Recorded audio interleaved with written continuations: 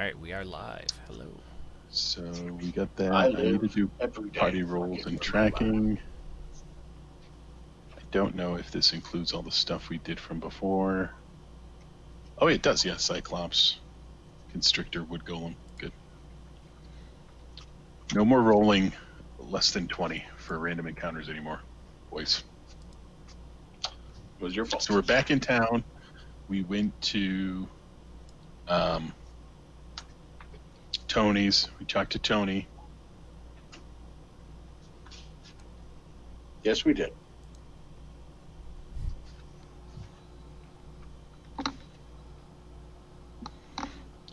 That was strange.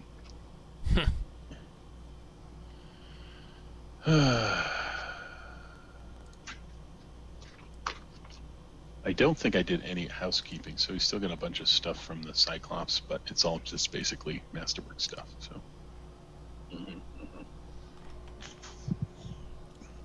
and fast forward, where do we leave it? We were discussing things. I was having a lovely conversation with a gentleman. Justin went back to his house with the ballista and got a full night's rest before the evening came, and we were set up to be right about rested as the evening came to... This was after talking about the Pathfinder boy. To try to scope out the shadows, if we could. And... Sure. Also, yes, we were also supposed to find the missing Pathfinder den. Lodge. I remember that. He called it a lodge. Cabin.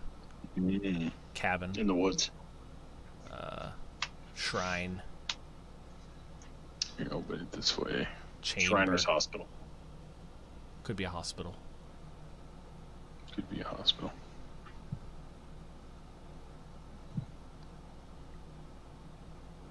What did we learn? We learned that there was a person we needed to talk to. And we Yes.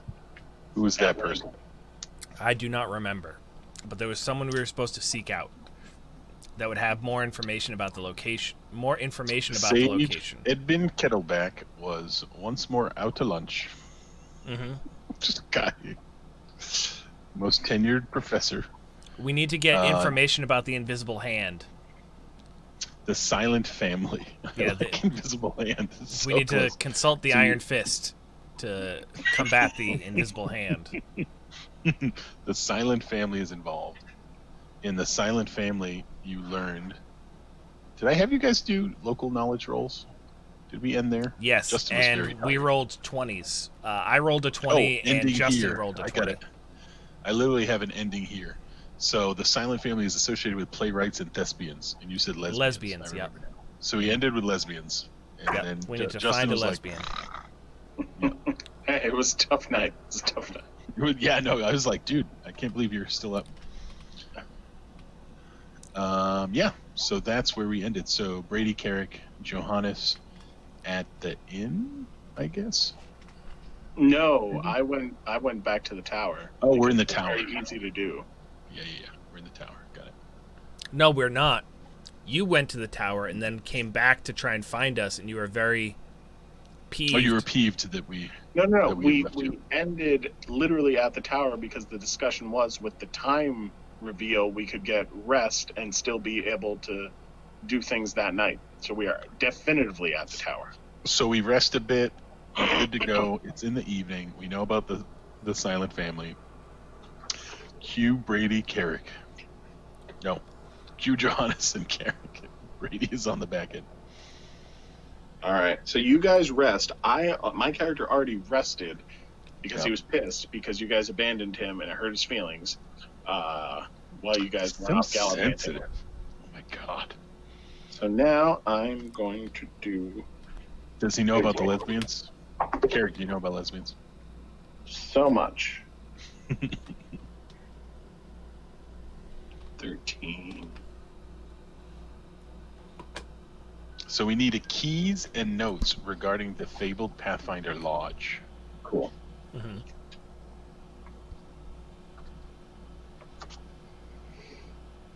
Yeah, but Kettleback had that information, and we have not been able to find him. May or may not have that information, correct? Well, he'll probably have at least a lead. Nothing else. Could be. Because we don't even know what families were involved in that time period, because it was decades ago. Three score? 2 score? 1.5 score? 1.5 score. 2.5 minutes. 1 minute.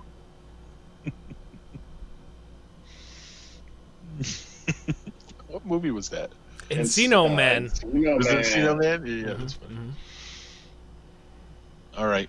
No, he's the Carrick, what do you do? juice. You have 2 hours. You have 2 hours before Brady and the team have rested 8 hours. Yeah, he And goes. It's evening time now. He goes back and does some crafting of his own. Yeah, For 8 hours. Yeah.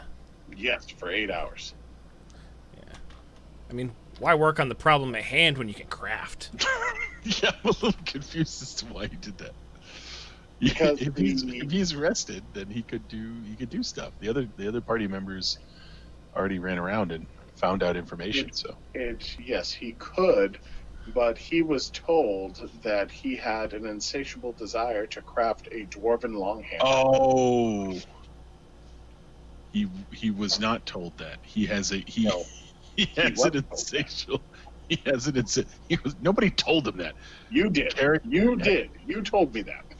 No. Carrick doesn't know that. I told you that, but Carrick doesn't know. Yeah, Carrick has no idea why he's doing. Yeah, got it. I'm playing my character, sir. Well, you just had to remind me that he has an insatiable urge to craft something. I forgot about that. Yeah. How long does it take? Oh, you roll for it. Roll for how long it's going to take you to do that. Yeah, he did great. He rolled phenomenally, but it would take like 6 hours. So. Oh, really? Is that literally the amount of time? That's because I wanted to make it masterwork. So yeah, it would take a lot longer. Roll a percent die, and we'll say high is good, and if he rolls higher than 80, something unknown will happen. How about a friggin' 99? Oh, you gotta show me. Yep. Oh, it's on. And it's with my dwarven dice because friggin' Carrick rolled it. Oh, it's coming. That's crazy. Alright, there's the shot. I'm sending it. I don't know what's gonna happen, but that's pretty crazy. Alright, very good.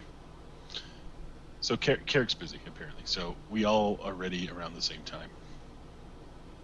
Boom. We'll figure that out later. He also wants to leave it in the room. He doesn't necessarily want to take it out to show anybody right now. As you say. He's got his own shiz for the meantime. Very good. All right, so it's been 8 hours. It's around 9 in the evening, and Brady rubs the sleepies out of his eyes and returns into the tower main hall. It's like, where is everybody? Wonder what Carrick's doing. He comes, he suddenly storms out, smelling a forge. No different than any other day.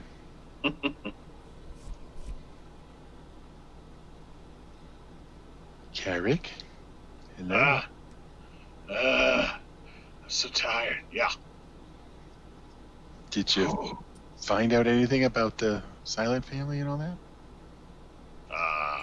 God, you really did roll a 99. That's unbelievable. No, I didn't. Why not? I had to I decorate. thought we were clear that you were supposed to go continue the mission while we were resting. While you were having a nap, I had other things I had to do. I had to tend to me equipment. Okay. Where's Johannes? Is he out yet? Yeah, where's the big man? I don't know. I just came out myself. Perhaps we should knock. I forgot to show you guys something. Yeah, I'm awake and good to go.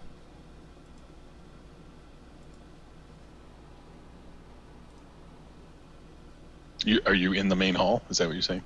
Yes, I would have come out. Oh, we lost you. Nope. Oh, Yep. we Nope. lost him again. That was confusing. Where is... Oh, yeah, I don't have a... Yeah, my shortcuts wouldn't work anymore because it's a new computer. There he is. I loved him. I love you too. Hey, Were you showing us something? I heard a bunch of bings. I'm trying to. Cool. All right, so Brady looks at Carrick and says, "What should we be doing now?" well, we got to see if this Kettleback man even still, lives. Because It's 9 in the evening, so I don't think he's going to be available. I'm about sick of this guy. I'm gonna visit him at home. Like, I am right sick of him. Okay, maybe you should ask the Tavern Keep if they know where Sir Edmund Kettleback lives. No, it's a terrible idea. He needs his research. I was just saying, I'm getting that sick of it.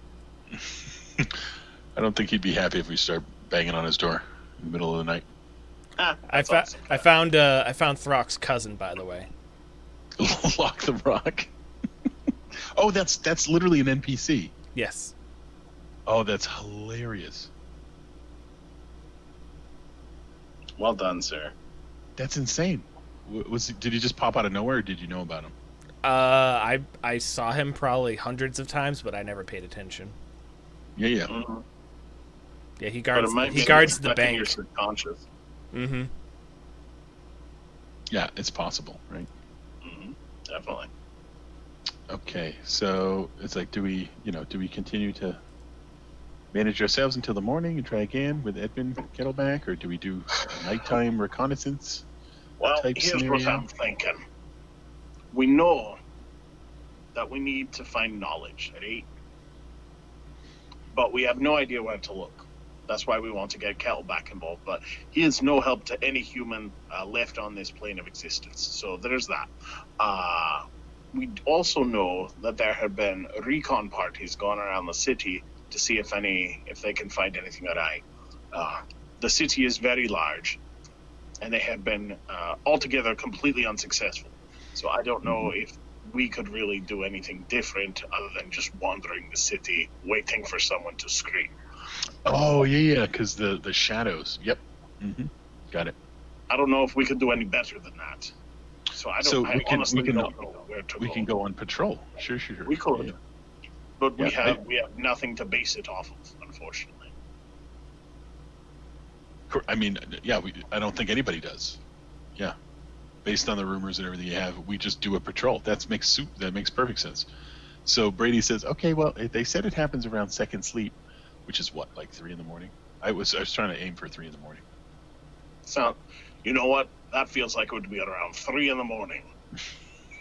I don't know when second sleep was, to be honest. I don't remember when they do that. I just know it's in the middle.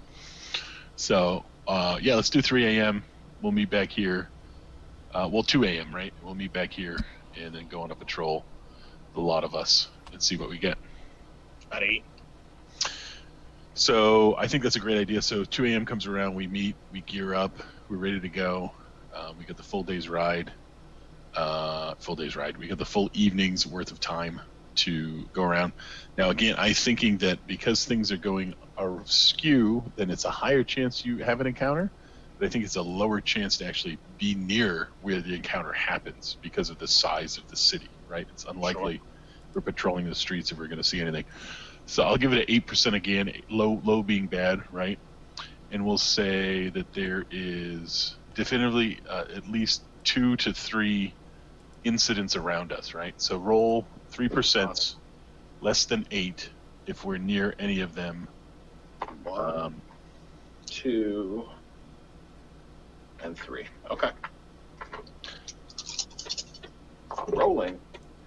We rolled a 9, so Wow. We were super close. Low. We could probably hear that, definitely. Yeah. A 14 and a 97. 97, very good. So we're on the streets and we hear a scream, right? In an adjacent, I'd say about 4 alleys over, right? So in that instance, we rush there, and again, just like all the rumors are having it, we burst into an alley. We don't see anything, but we do see what seems to be slinking shadows moving away from the site of the scream. Right? I'm gonna regret saying this, but Brady, you have to see the magic. We have to follow it. I don't know if actually I might be able to. I might be able to actually follow the trail. That's a fantastic point. Please, I for the love love of God, for the one time. I gotta look up. Hold on, I gotta look up what type of.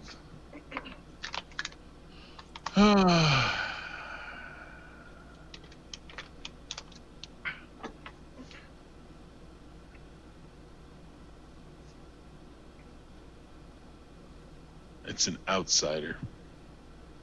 I don't think I can. Don't think I can track outsiders.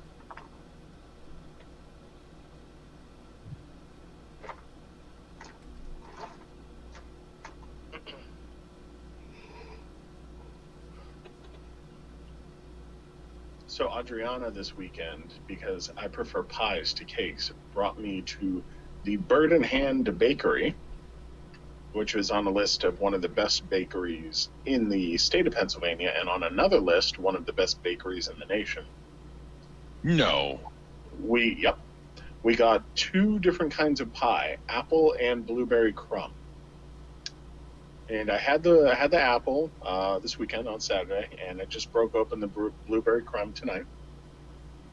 That sounds wonderful. Yeah, apple pie was good. Nothing to like write home about, but I would say pretty darn good apple pie. Right. Blueberry pie today, being that it's 3 days old, still managed to be the best blueberry pie I've had in my life. Nice. It was phenomenal. I cannot believe what it would have been like fresh.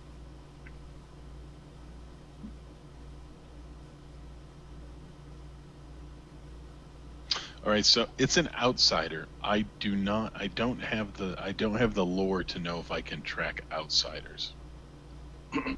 Are they using a spell or spell-like ability? Because if so, that is inherently magical, and you could detect it with Detect Magic. It is summoned. It is a summoned creature from the shadow plane, but it's an outsider.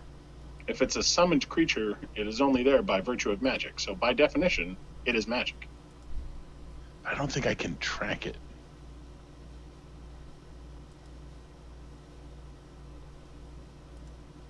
I don't think Brady's good enough to track it.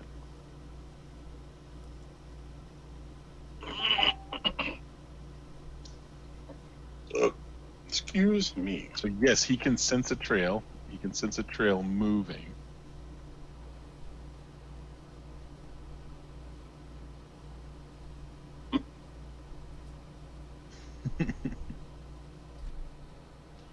That's very distracting, Kyle.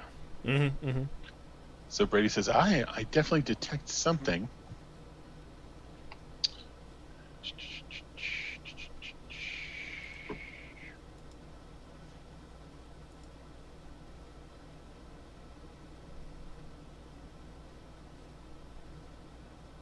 But again, it kind of melds and shifts through the walls and everything. Because, it's a shadow creature. So Brady's not able to detect where it goes. It just says, it was here, and now it's gone, he says. But all the descriptions we heard that people went missing, was it holding something? Was it bringing them somewhere? I mean, what's going on?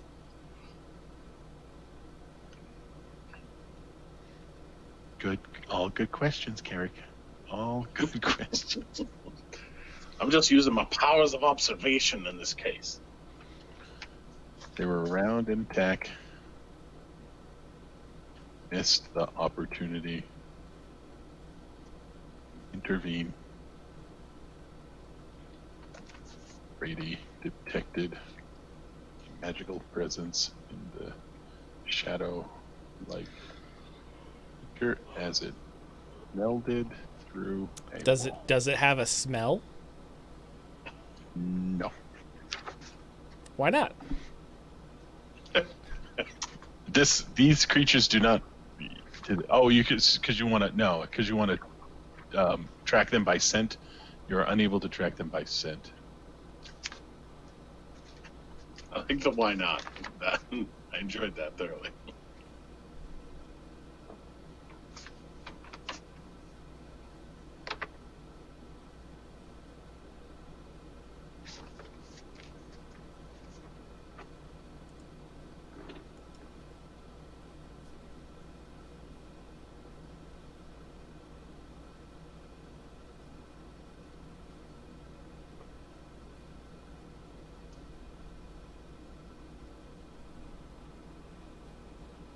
Are they smelly summoned? No, they're not. It's not like they're a demon or a devil, where it's like, there's like fire and brimstone and everything. They're from the shadow plane, so unlikely to be trackable. I'm giving you way too much detail about these shadow creatures, by the way.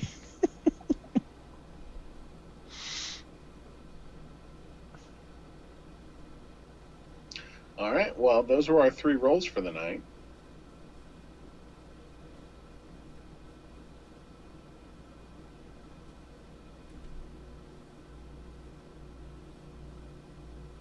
Yeah, so Brady would have about 6 rounds to like determine where the creature went to, which is roughly 6 times 6, half a minute. Mm-hmm. It's unlikely Brady could follow it as fast as it's fleeing away. So maybe if somebody like Johannes or the wolf could detect magic, might be able to track it, but still you'd have to be right on its heels before the aura dissipated. Is what Brady conjectures. That's what I conjecture. They have to be super close. Now I can try an arcane check on the aura. It just takes me 3 rounds to do that. Roll a d20. 18 seconds of love. 16. Okay, so I should be able. So I basically give you the detail that you already know. So it's like I think it's some from it's a shadowy aura, maybe some sort of outsider from the shadow plane. So you get that. Well, let me make sure I have the skill to do that before I just start blabbing. Knowledge, planes, 5. Yeah, that's over 20. That should be enough. Knowledge, arcane, 5. Yeah, so it's both. So 20 over both of those things. So let me see if I can give you more detail about the shadow plane. Anybody else have knowledge planes? I rolled a 20. I mean, we did in the past, Mm-mm. but it's a locked skill for him now. Yeah, so Brady says, I think that these creatures are probably being summoned or somebody else is bending them to their will. Because typically shadow creatures only come when they're called. So something's going on here from an unknown source is I believe, impacting these people.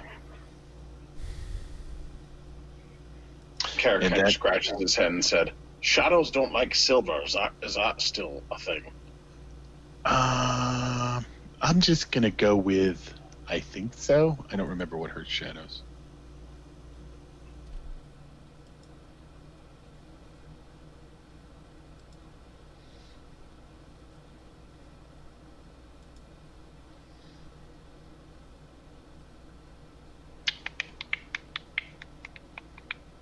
I really don't know. It doesn't say on here.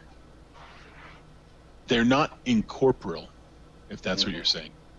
It's a little different. They're shadowy. They're shadowy shadow creatures. They're still corporeal. Then they must have a smell. Not one that you can track or discern.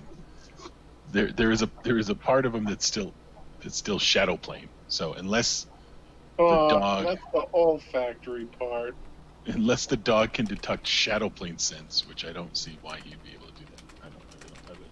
I mean, maybe if there's some weird sort of ability that lets you detect outsiders, like if you can track outsiders specifically.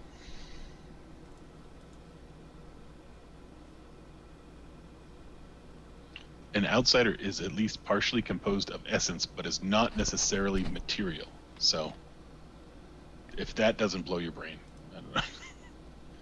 It's like, yeah, they're made up of stuff, but that stuff is not like matter like we're thinking of, So.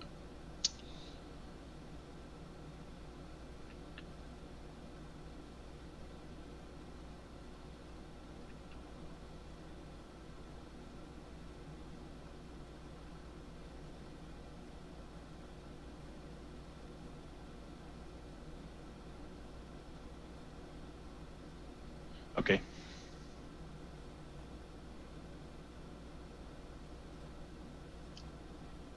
I think we go to sleep. Okay.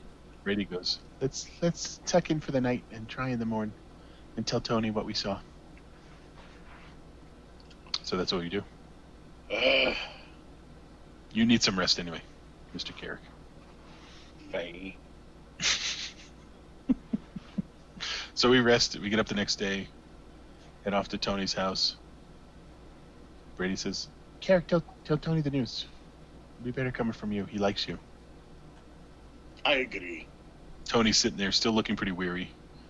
He goes, you fine gentlemen. How does your day go? Tony just called me a dago. That's funny. Not appropriate. You're the one that said it. How did your day go? So, we went on patrol last night, and we got really close to one of them, but it disappeared before we got there, and we were able to get on it. So, in that regard, very disappointing. We have a meeting with the Sage Kettleback later on to see if we can put our finger on anything. But that's just research, really, so that's kind of boring. He nods. Anything you could discern from the creatures? Brady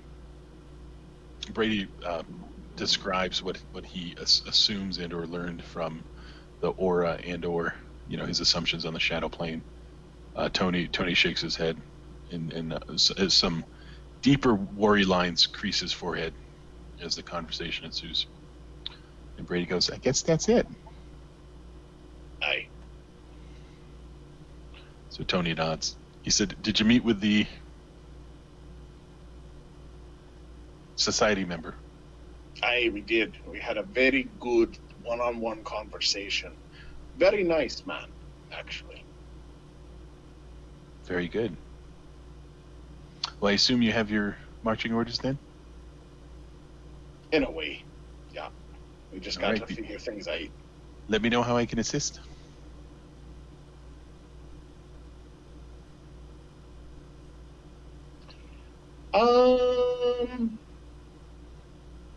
You have thoughts? How much does Carrick actually trust this guy? Roll a sense motive. Yeah. Oh, of course. That's just a random roll without any bonuses whatsoever. Oh no, You still sorry. get your Plus stat. two. Yeah, that didn't work out. No, that didn't. What was the number? Well, did he do better than 5? You believe Tony is 100% being straight with you, 200% being straight with you. Carrick's never been more certain that somebody has ever been telling him the most truth that has ever come from anybody ever. That's how confident Carrick is. So Carrick is kind of going back and forth trying to think of how he's going to say this. And he's looking at him. He sees he's tired. He's kind of mulling things around in his head. And then he just kind of looks up and says, "The Silent Family."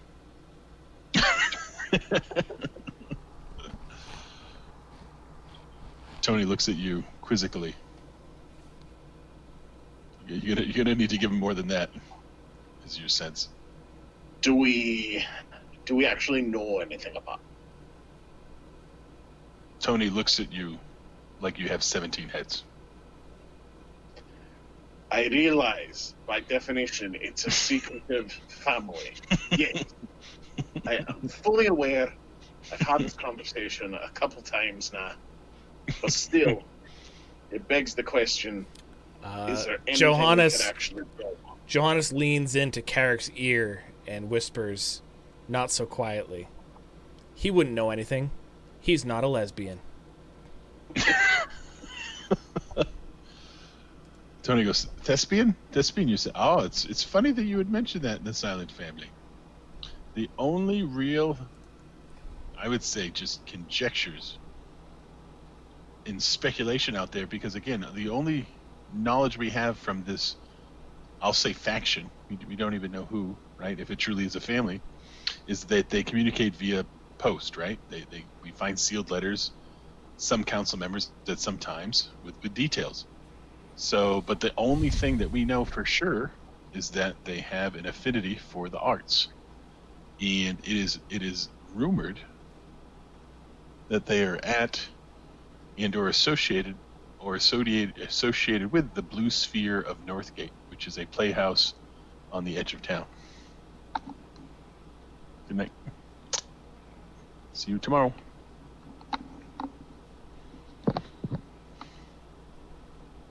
And I'm sure if you take this information to Sir Kettleback, he would be able to substantiate what is not generally known as, or generally known as rumor. But there's no detailed accounts, no family sigil. There will be, you will find nothing in the college regarding this so-called silent family. It is 100%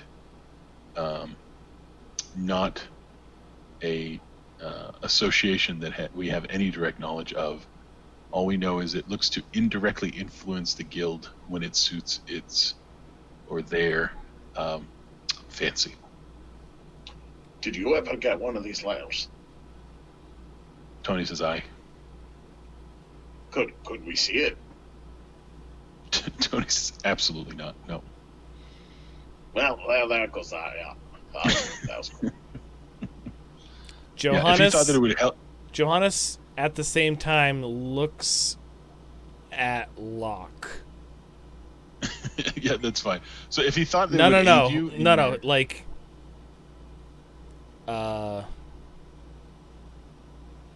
just so I remember to ask later. The look is, sort of telling of, did you see one of those letters when you were totally perusing his stuff? Yeah. Okay. Locke wouldn't know. He wouldn't know what's an unidentified letter and what's a. I mean, Tony's got his hands he searched in all sorts the of different pockets. yeah, I remember he had like lots and lots of documents. So yes, but he had one that like he had one small locked area with letters He's talking about specifically the drawer with the poison dagger and all that. Mm-hmm. There was a letter he read that was specifically in there. Yeah, that was not a letter from the Silent Family. No. Okay. That Locke would not assume that was what he read. Correct. But there could be stuff in Tony's desk if you could get back, but it would take you. Locke has a feeling it would take him a long time to try and discern documents. You know, it's not like something you just like rummage through. You actually have to read and look and see if something looks How would you identify something that's unidentifiable, right? Like there's no sigil that you can look for. There's no handwriting he could associate with. You would literally have to be like, I know. No, I don't think that's it. Like it would take him a very long time. He would conjecture because Tony's got a lot of papers. You know, he's the guy who deals with papers. So.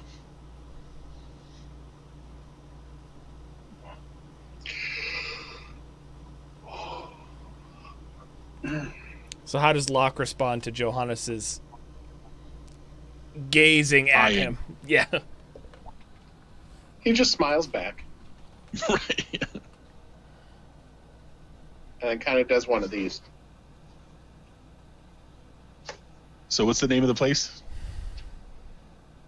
Blue Sphere. Good job. Blue Ball, Pennsylvania. Blue Ball. Yep. Blue Ball. Blue Ball, Pennsylvania. The Blue Balls of Northgate. I should have called it that. I'm sorry. It's actually right by Birdenhand. Mm-hmm. And Virginville in Paradise. Yeah, and of course is to the west. Yeah, exactly. So, off to the Blue Sphere, and I know. Brady goes, I thank ye, Mr. Tony. Tony looks at you guys. Well, on your way then. All right, gents. Yeah, listen to me before you say no. Who you shouting The party. to all the... Okay, got it. Including, what's his name? Tony? Including Tony Rando? No. We are leaving at this point, so it's Got when it. we get outside. Okay. All right, hear Yes, me out Mm-hmm. before you say no. Got it. We burn this place to the ground. Seriously. Burn the theater to the ground. We Let's can't... see, Why would we burn a theater? It's horrible, Carrick. I don't even like that idea. we could see if we draw them out. Draw who out? Who are we trying to draw out? The silent family. Brady's shaking his head. I don't think it's... It's not going to... They like the theater. We burn the theater. Maybe we learn about them. Maybe they come out of Aiden. That's such an absurd... That's such an absurd... I don't even know what would happen if that's really the strategy you employ. If we burn the theater down and they're a big fan of the theater, we might get somewhere with them. They might reach out in some manner. Carrick, all you're going to do is get them angry at us. That's all that would accomplish. But then when somebody's angry with you, they generally confront you in some manner. Yeah, except if that person is called the silent person, which is the person that doesn't do things. Do you see the catch-22 there? No, because just because you're silent don't mean you're blind or something. I can still see you. I just can't hear you. That's We fine. don't want them to be the silent but deadly family, do we? They want to try and kill us. Well, for all we know, they've already tried. I don't know. Exactly, so you want to piss them off even more. Great, good idea. Generally, if people are trying to kill me, I like to piss them off. I mean, hell, no one has Johannes. mentioned the fact that I've been dragging a corpse of a guy for like 6 weeks. Everyone's fine with it. I thought he was in the chest in the cart, by the way. You're not physically dragging him around with you. It's horrendous. That's an assumption, isn't it? I don't think the city personnel would approve of you dragging a dead body around with you. So Brady says, absolutely not. Johannes, any other thoughts? If Johannes agrees with me, that's 2 against 1. I don't think he's going to agree with you, Carrick. When do you generally just set ablaze to a random place? You've never even been there. Like, you don't know the people. You're just going to randomly burn down a building. That's what I'm saying. Don't say no out of hand. Think about it, right? That's a terrible idea.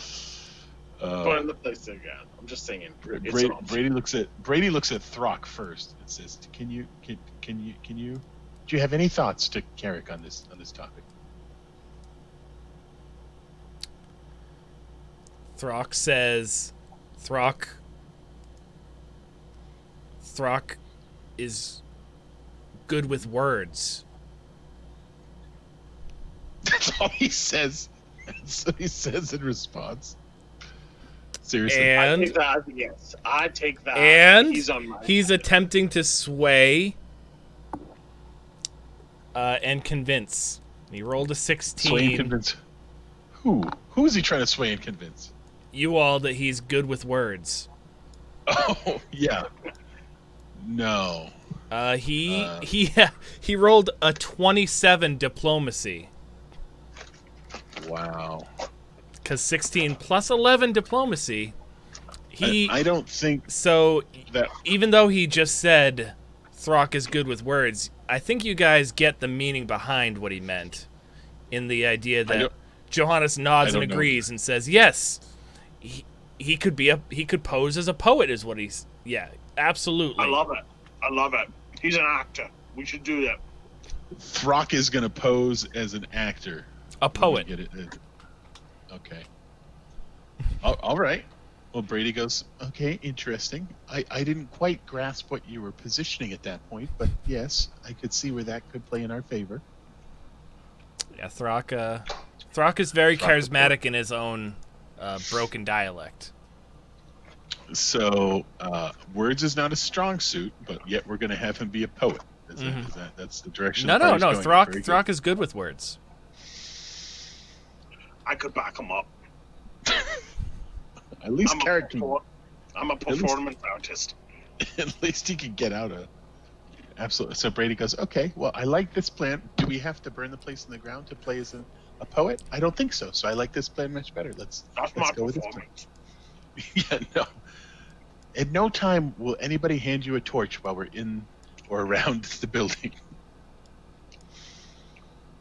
So I like it. So you guys need to ask around town to try and find the whereabouts and then general details around the blue sphere, because you have literally no idea where or what it is. Mm-hmm.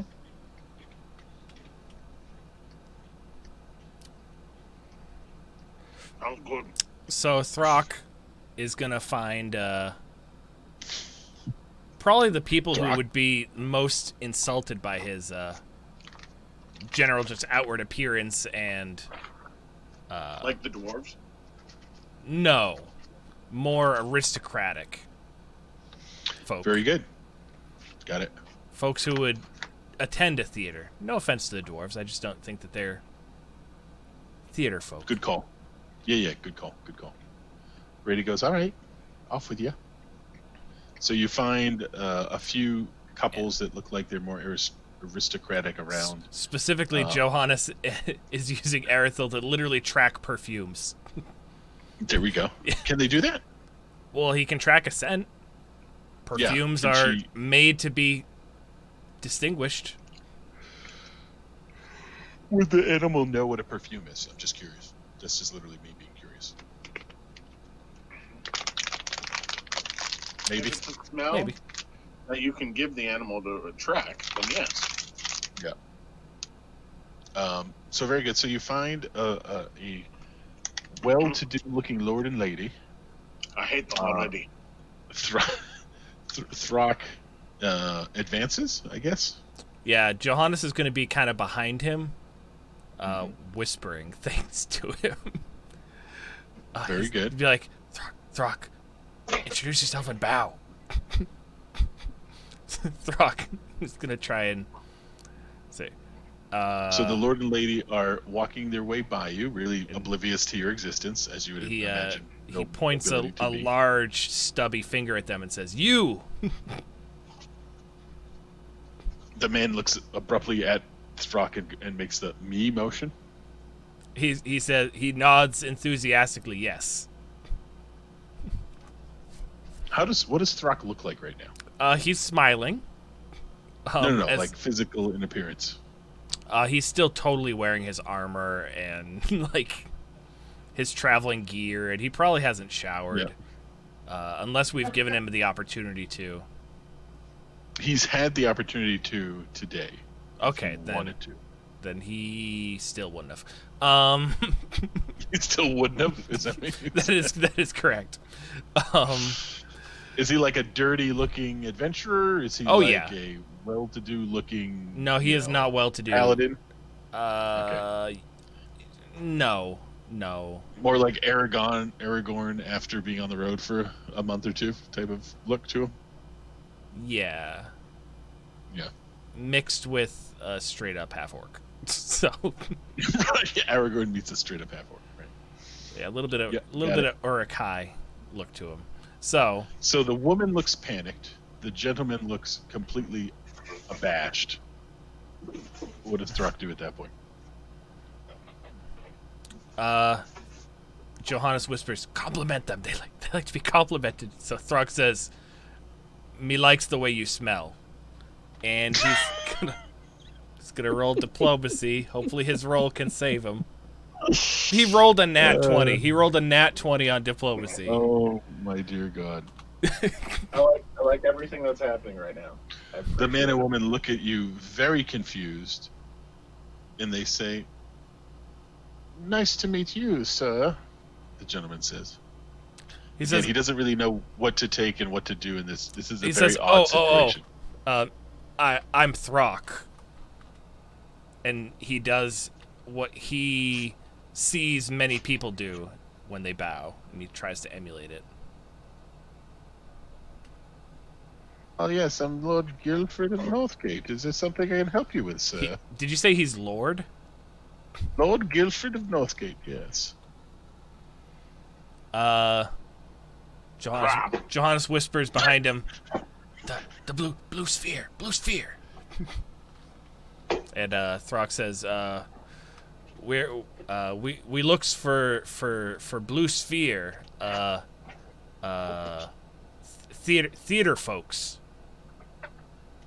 He says, "Oh yes, my wife has a penchant for the theatrical. Dear, do you know of this blue sphere?" And he looks over at his wife and she goes, "I don't like spam." No, she doesn't say that. She says, "Yes, I do know. It's about 3 blocks that way to the west." Throck is beaming. He's so happy that the mission has succeeded already, and nobody had to die. In fact, that is kind of what he says to Johannes. It's like, it worked, and we didn't have to kill anyone this time. Now the man and woman, roll a diplomacy real quick. Which one, Throck or Johannes? Throck. It is 17. 17 total, or just Yep, 17? 17 total. So he senses motive. He believes that you're being true.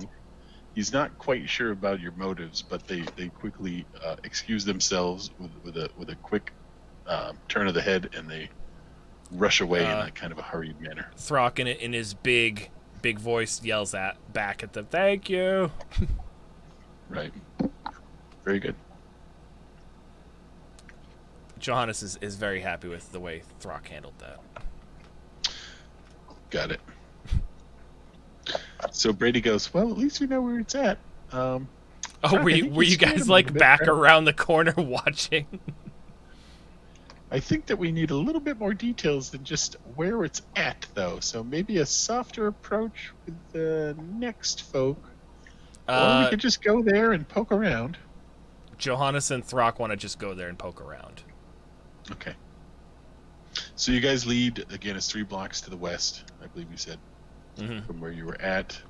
Lord Guilford and wife talk to the local authorities about a very ill-mannered orc who apparently yelled at them and scared them half to death. Mm-hmm.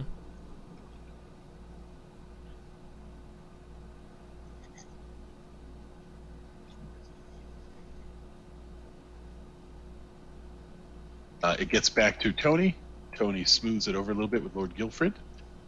He'll give you a little bit of a tongue lashing the last time on the subtleties of working with the aristocracy. I did target them out. They were the exact sort of people we were looking for. Yeah, it's just, again, Wait. they don't want to piss off the aristocracy. Did you say Guilford? Yeah. So now there's Guilford. there's Guilfords, the Gaffords, who are from Rafford. Lord Guilford. I didn't say if that's his first or last name. You just know Lord Guilford. Okay, so it's Guilford, the Gaffords of Rafford. Who's the Gaffords? I don't remember who the Gafford is. Who's the Gaffords? The Gaffords. Oh, come on. The Remind deceased family. They're dead. Not all of them. Not all of them. Which one's the deceased family? Oh, the ones the ghosty ones? Mm-hmm. Yeah, this is just his name's Guilford. I'm just saying that it's you made up another name that's confusing. Because I made the Gaffords of Rafford, and there's Guilfords from Rilford. Lord Guilford Pennypot. All right, you're never gonna meet another Pennypot. Okay. Okay. So how's that?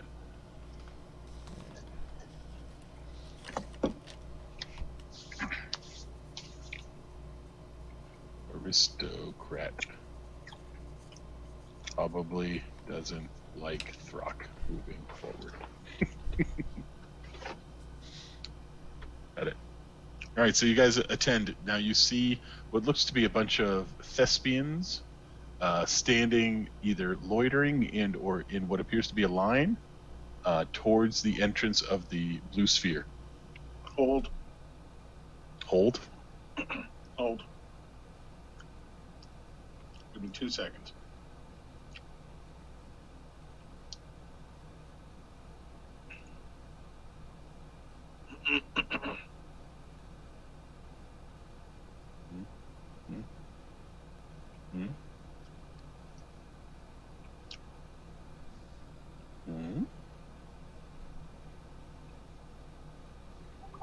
You see a well-to-do manor, a rounded front, beautiful gilded That is peaks. such a tiny image. Jesus, could you have gotten a smaller? That is actually a extremely small image. I don't know why it saved it that small. I have to blow it up to 400% Hold on. to percent Hold on. size. Hold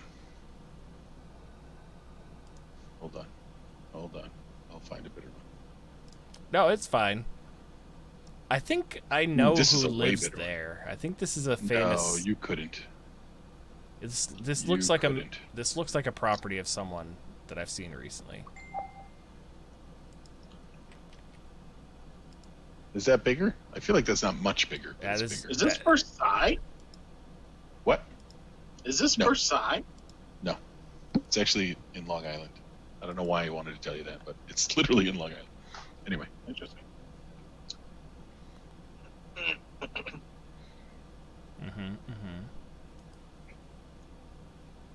Oh, that's fantastic. You said guide. Do you mean guys? Mm-hmm. Autocorrect. That's wonderful. Okay. Is he like? Where is he at physically? Like already in?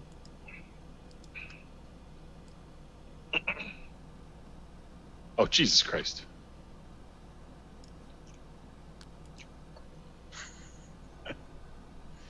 That complicates things a bit. Makes sense. Give me a D20 roll. What skill? Acrobatics, of course. You got it. By the way, how long was like 10, 15 minutes or like half hour? Like how long did he try and break away? Oh no! As soon as he heard the location and what the plan was, because he had no doubt that it was going to fail. So Okay, good to go. That complicates things. so plus 13. He's got plus 13. So a 26. Very good. They that's good to know. We'll update the party in a bit. So again, the party's loitering outside, lots of thespians. There's a line. Brady goes, "All right, now what, Throck? The great poet." He says exaggeratedly. Johannes whispers a few words in Throck's ear, and Throck nods. He understands pretty well what the plan is. So, you said that there's a line to get in? Mm-hmm. Oh, almost dropped. He is going to. Johannes is going to lead the way with Arithil, and just try and. Well, what's the environment look like, so I can. Well, you see the picture, right? So imagine like a line of people lined up around the side, and some other few loitering in the front where the kind of pillars are, type of thing.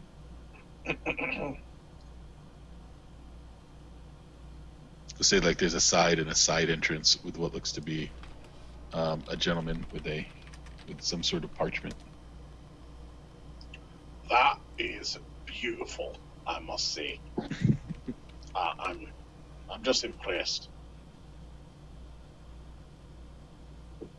Is that marble? I don't know if it's marble, but it's pretty. Yeah, I agree. Let me find out.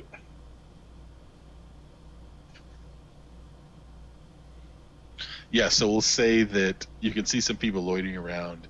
Instead of at the front entrance, the line's kind of like where those side buildings are, towards the right, and they kind of like loop around to the back entrance.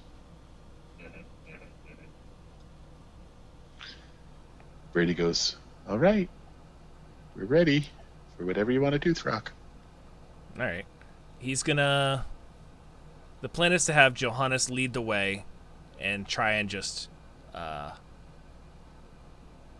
Is Throck thinking? What's up? Are you talking? Okay. Yes. Can you not hear me? I can't hear you. Jay, can I hear you? I can hear you just fine. God damn it. Can you hear me now? What the hell happened to my audio? I can see your lips moving. You can obviously hear Hello. me. Can you hear me, Justin? I feel like you guys I are can putting hear you a just joke fine. on me. Could you not hear How did me? that just happen out of nowhere? Hold on.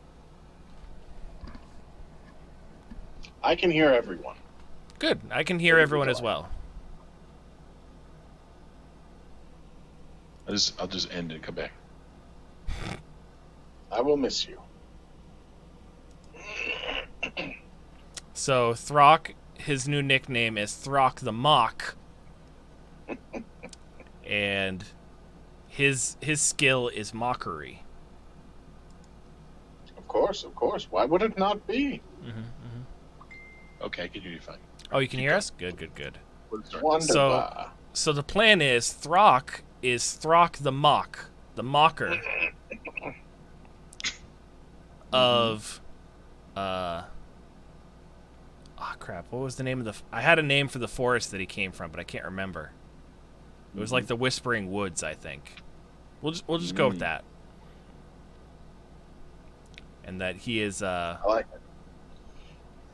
he is a master with a very few words. So I'm gonna have Like Robert Frost. yeah. So I'm gonna have Johannes and Arithil sort of not shove people out of the way, but make a little bit of a scene to like have people part so that they can go through. So the interesting thing around this particular group of people is they don't look like, waiting in this line specifically, don't look like your average thespians. They look more like a scrappy bunch, maybe a little bit more undercurrent, underbelly type society folks. They're not like fellow poets or scholars that you would push aside. When you see this crowd of people and you start to make your way through it, you notice some of them have scars, battle scars. Some of them are missing teeth. These are not the sort that you would just try and gruffly push aside. Johannes is gonna play into it. Oh, excuse me. Oh yeah, nice battle wound, and he's walking by, he's lifting up his shirt. Yeah. I got me this one, and then just sort of talking and trying to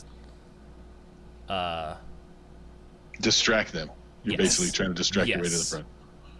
front. Some of them, you hear some gruff cries and whatnot. I would think that there is a number of them that would potentially not take kindly to this kind of handling. So give it. Oh, I'm give it not 25%. I'm not being gruff at all with any of them. I'm not being like physical at all. They obviously know that you're cutting, and they obviously Okay. would not like that. Yeah. So 25% that somebody gets rough with Johannes on the way by.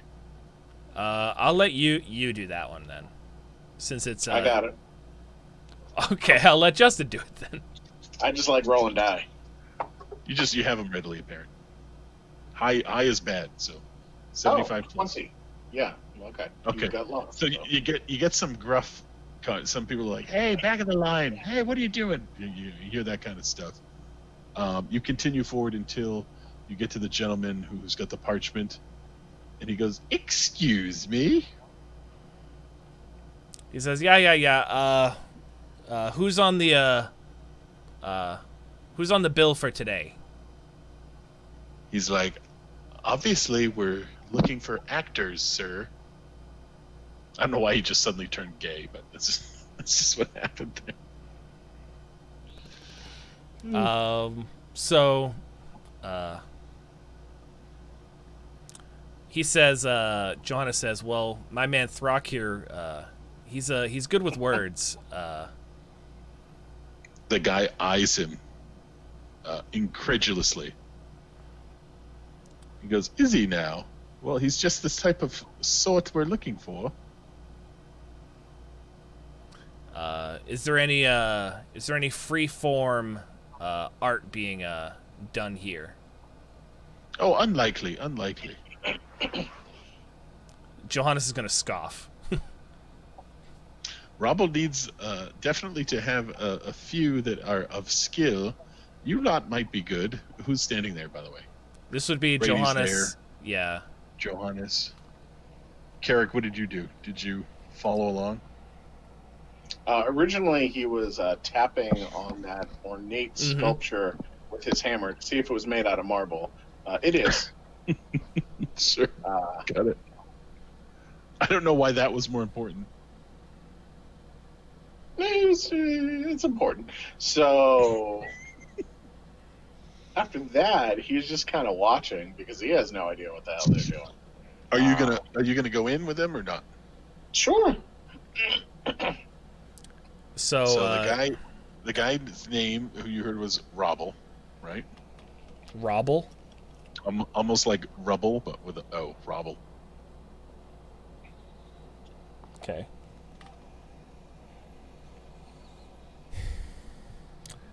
Johannes is gonna half talk at Throck, sort of as we're walking,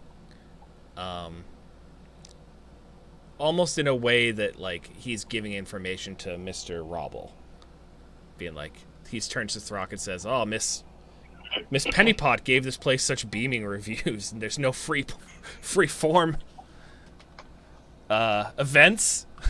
Just I'm floored, Throck. So when you get kind of thrust upon a scene of what appears to be like organized chaos, there's props are thrown askew. There's like actors partially costumed. Wait, is preparing. I didn't get an answer. Is Carrick coming with us? I assume so. Okay. Oh yeah. All right. Yeah. So you enter again. It's a big playhouse style. There's like this ornate-looking entry staircase that you can see to the side. You guys are led towards the right, away from kind of the grand hall type prestige of towards the front of the stage. You're going towards the back of the house, obviously, right? You're meaning more towards the set behind the set, right, type of thing. But it definitely is a very well-to-do home / playhouse, right? Again, props are thrown askew. Actors are partially dressed. They're doing vocal practices. There's animal tamers chasing varmints around you, and there seems to be a cast of directorial leaders yelling and barking orders at what look to be people doing some sort of rehearsals versus some others doing more of the what the hell's it called? Tryouts? There's a word for it. What the hell are tryouts? We'll just say tryouts. That's not the right word I'm looking for. Casting. A casting. Yes, the casting people are. What is it called? It's not a tryout. When you're an actor and you're going to do something, you have a audition. Audition. There we go. That's they're auditioning. Yep. Everybody's favorite movie. Yes. Let me give you some color commentary. Hold on. I'm gonna find some detail here. Give me a sec, Robble. Robble.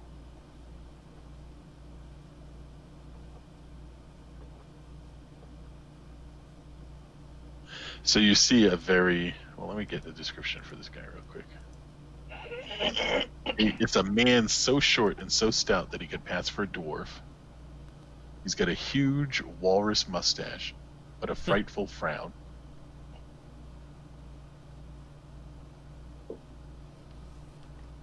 He wears a toupee that's sadly obvious, and it's as faded as his own attire.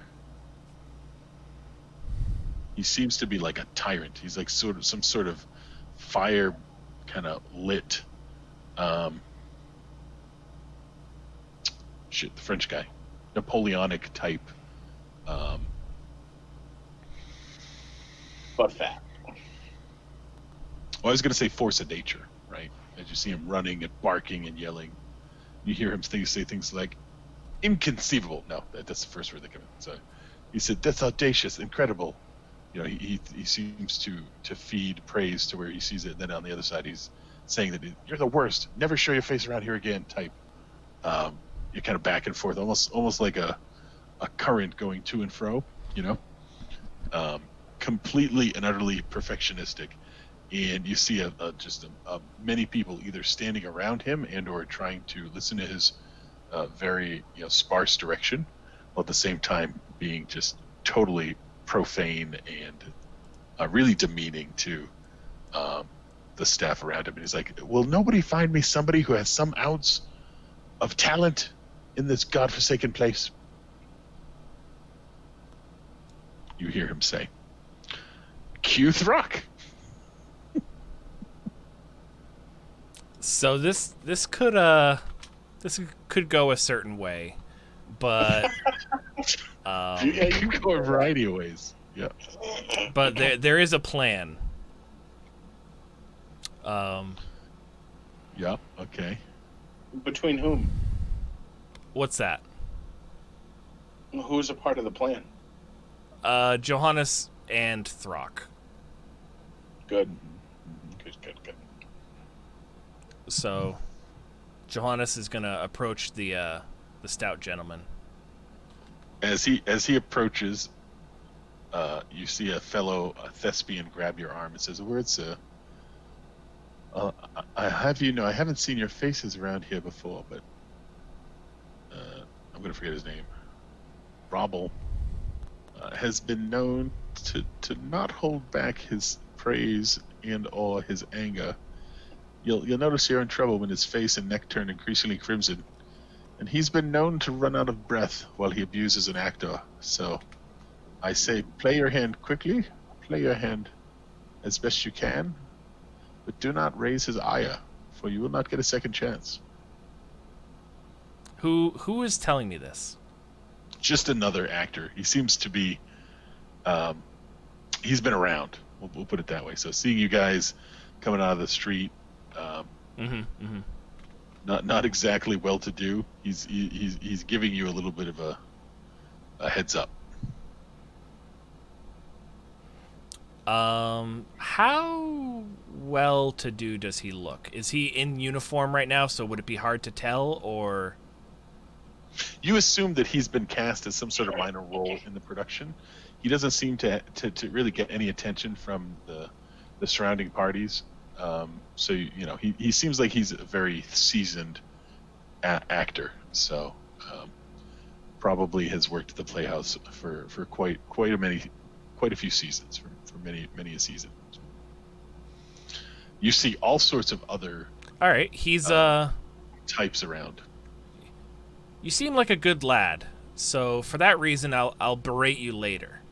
I'll berate you later. Who says that, Throck or Johannes? Johannes, or no, he says we'll berate you later, and he gets a little bit closer and says, if you play our game and you play it fair, how does 10 gold sound for a battle of words? Oh, he's intrigued. He says, "Yes, that'll be a good show for the master, indeed." And Johannes nods and says, "Well, let's let him decide. I will have words with him for now, but stay close by," is his message. And then he turns to go speak with the stout. So the short man is Robble? Yeah. Okay, so that's not the guy who greeted us at the door? No. That was just some sort of okay. So that guy's okay. Assistant. So yeah. He's who not just keeps Robble. Okay. No. Okay. Roger that. So Johannes befriends a cast member and bribes him. No. Does No not way. bribe. This is he said a fair. If we do it fairly, 10 gold. So a contest then. Yes. This was a challenge of words. This was not a bribe, but a hey, if you beat me, you get 10 gold. Oh, I see. Okay, got it. That's why the play it fair was worded that way. Got it. Yeah, I was thinking that you were going to give him 10 gold to go with the flow of what you were No. challenging him. Got it. So you're literally saying 10 gold. If you win, he's going to give you 10 gold. Mm-hmm. Okay, so you basically challenged him. Yes, that's why. You'll see. You seem like a nice lad, so we'll berate you later. How does 10 gold sound for a battle of words? Got it. Yeah, I was reading between the lines. He was thinking that he was going to play a role in what you were going. So it sounds more like it's actually just a straight up acting challenge. Mm-hmm. I don't know. He's kind of a seasoned guy, so that's an interesting thing to do to him. So Yeah, he seemed nice though. That was why I gave him the chance. he's nice. I agree. He's nice. He's good. He is more skilled though than you would anticipate. Mm-hmm. So that's perfectly fair. Yeah. All right, so we approach Robble. Johannes is gonna be the first to approach. I assume that we left Erithil at the door, didn't we? Because I assume he would not be welcome in this type of establishment. It's not that he would be unwelcome, but you're not looking to do an animal act, so I would say that animals should stay outside lest they try and incorporate it into the play, which may or may not work in your favor. Mm-hmm. Yep. So it is just Johannes sort of leading Throck. Should be us four. It should be Throck, Johannes, Brady, Carrick. At this point, Johannes would notice that Locke is not with us. Correct. Locke is not with you. Okay. Yep, that is 100% true. Roger that. So Johannes is gonna look to Carrick. Brady looks around and goes. Brady goes, "Where's Locke? The heck did he go?" So Johannes is gonna look to Carrick and say, "Play it cool." Play it cool. Yeah. To Carrick. And Carrick does this. Mm-hmm. Mm-hmm. All right, let me give a sec. Environments, casting, director, yelling, barking, orders. Blah blah blah blah blah blah blah blah.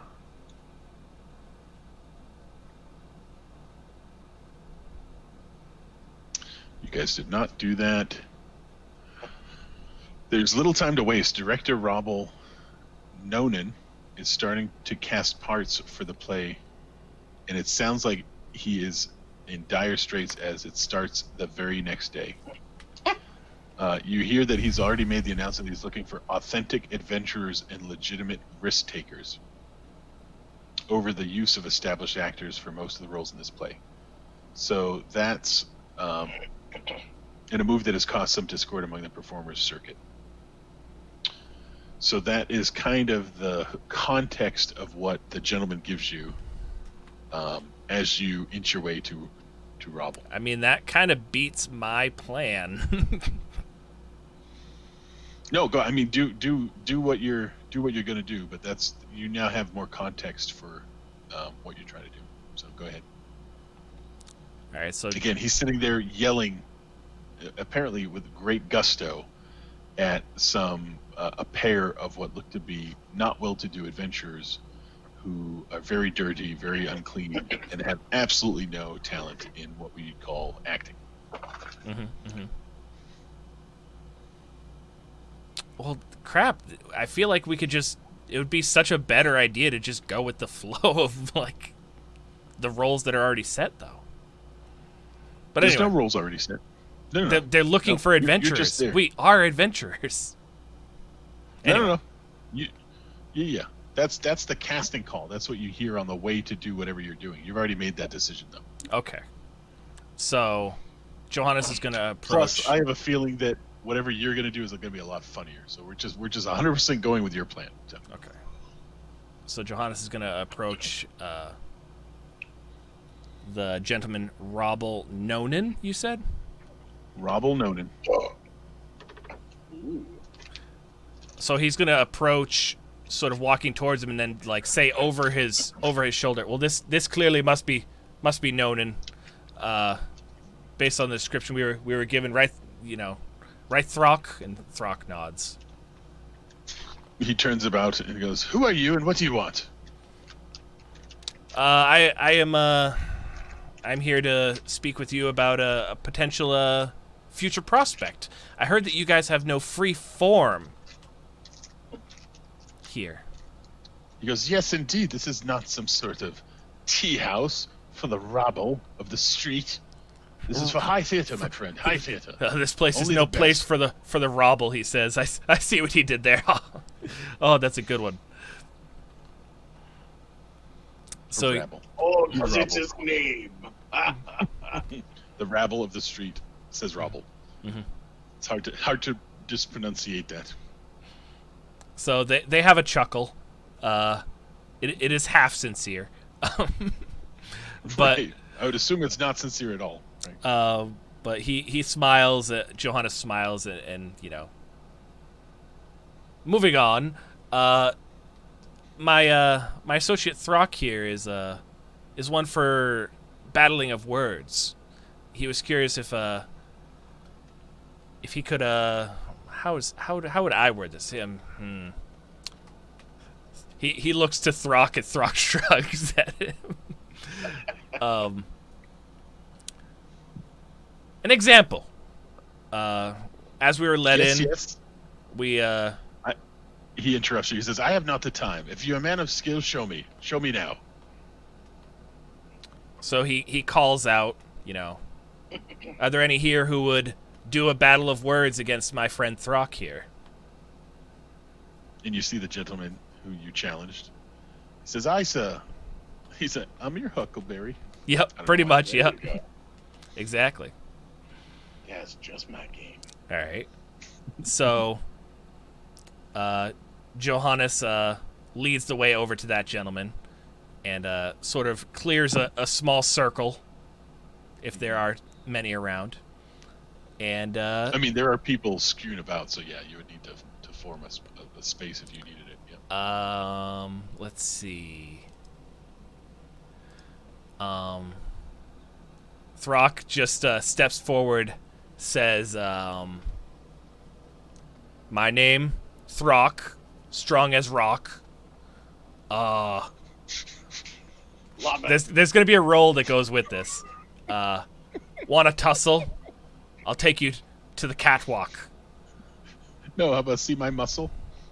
Yep. You can rhyme it really fast. He gestures at his falchion. Give a wrong word, you'll taste my butt cock.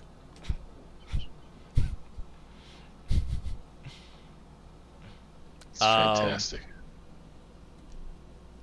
Oh, hold on. I got at least one more rhyme in me. There we go. Here we go.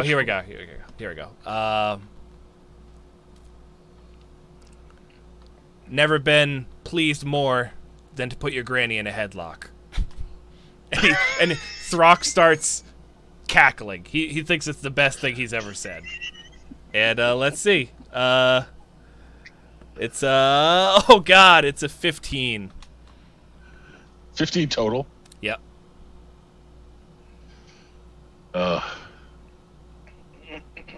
What type of roll? What were you doing? This was, Diplomacy or perform. This was diplomacy. But let me see if there's something that would give him a better bonus. Or intimidate. Would he be intimidating? Yeah, because he's Yes. saying he'll put your granny in a... Yeah, so that's 18.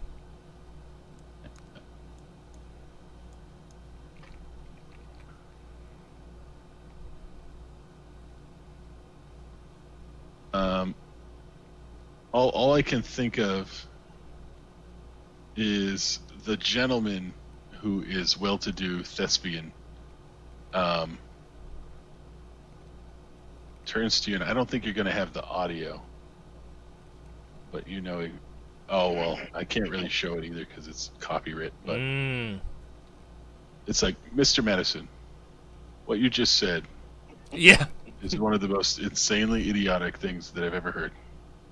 At no point in your rambling, incoherent response, you're even close to anything that resembled acting rationally. Everyone in this room is now dumber for having just listened to what you just said. I award you no points. Please give me the 10 gold. And may God have mercy on your soul. So And Ro- is he not going to play along at all? Is he not even going to try to? Or is says, that his Robble says, "Mhm, indeed, pay the man. You are absolutely terrible in any sort of the word acting. I have never in all my days seen a more worse display of acting in my life. On the other hand, you look extremely, extremely stout, and I do have a need for somebody of your caliber of frame, as it were, regardless of your ability to act. Now, that being said, you will need to prepare in excess to get any sort of a chance of pulling this off. Are you willing to, over the next 24 hours, because that's all we have, dedicate your every waking moment to improving any semblance of acting skill that is in your well-muscled body?" Throck thinks, kind of blank face, and then looks to Johannes, and Johannes is like,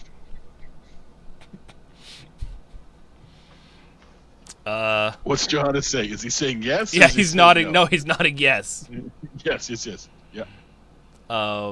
So Throck says, I guess. I guess. You see the guy turning very slowly red. He says, "You guess that you're going to dedicate yourself to the most famous of productions of all time. You guess, sir." Throck looks a little bit nervous, like, and he tries to pass it off as a joke, so he starts laughing. He says, I want to. Very, very much. Is he being truthful or not truthful? I mean, to be fair, him learning, like, how to do anything charisma-based is a good thing for him. Yes.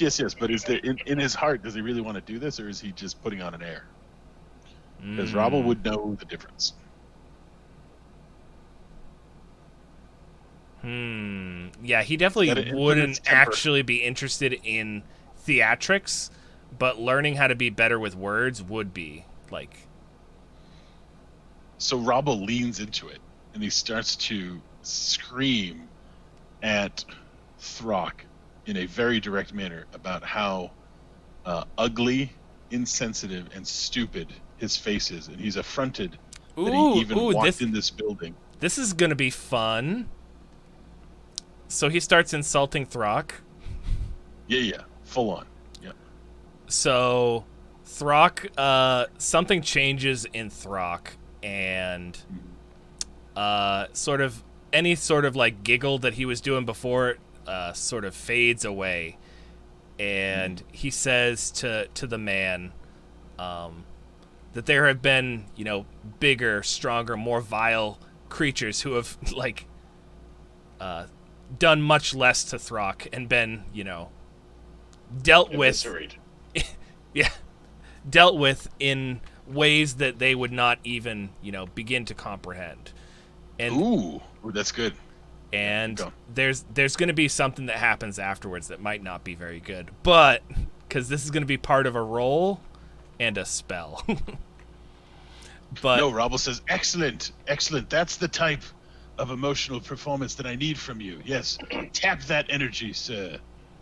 And he's going to make a roll for Intimidate because he's casting Blistering Invective. I don't know what that is. It's going to be fun. It's just a spell.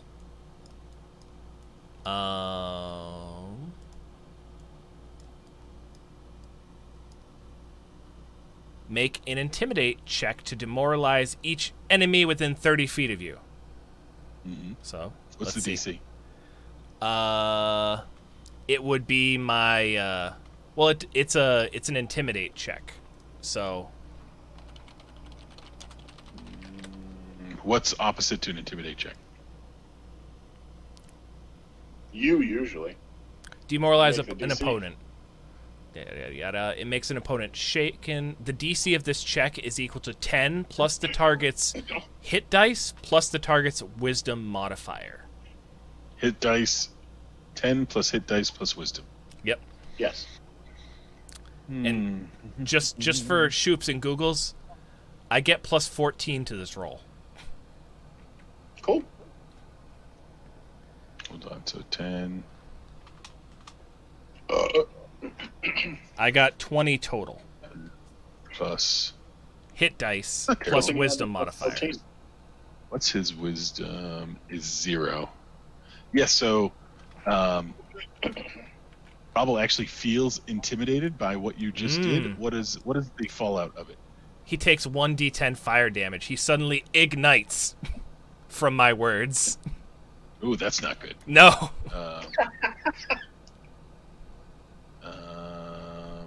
What's opposite to intimidate? To demoralize an opponent, it's like your CMD versus CMB. Yeah, you're doing an intimidate check. Yeah, it was a pass-fail roll. But basically, it's So just, if he you're just gets successful, 16. the target is shaken for 1 round. The duration is increased by 1 round for every 5 by which you beat the DC. Yes, but he also Where did ignites the in fire fire. come from? Yeah. It's a blistering invective.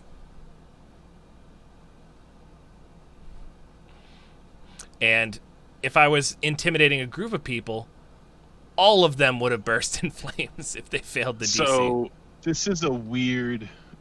This is not good, by the way. It was not good to physically attack this man. So he is intimidated. He feels the sense of what you did, and then he suddenly erupts into flame. Right? He screams. His funny toupee flies off his head and burns up, which is really going to piss him off. Seeing what happened, the attack and what happened, Brady goes no, and Brady instantly Cures him. casts a healing spell on him and says, "Oh, good sir, sorry, my friend gets a little bit out of hand sometimes." And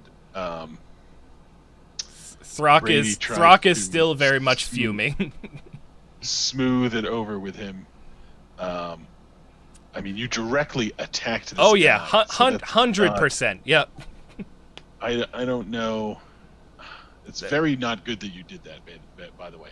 Now, there's 2 things. So, you showed that you have the skill in battle and skill in spirit. So, Robble's actually impressed by you. On the other hand, he's infuriated that you just attacked him. I don't even know if Brady could convince this man that we are the ones for you, and that was just a showing of strength from Throck.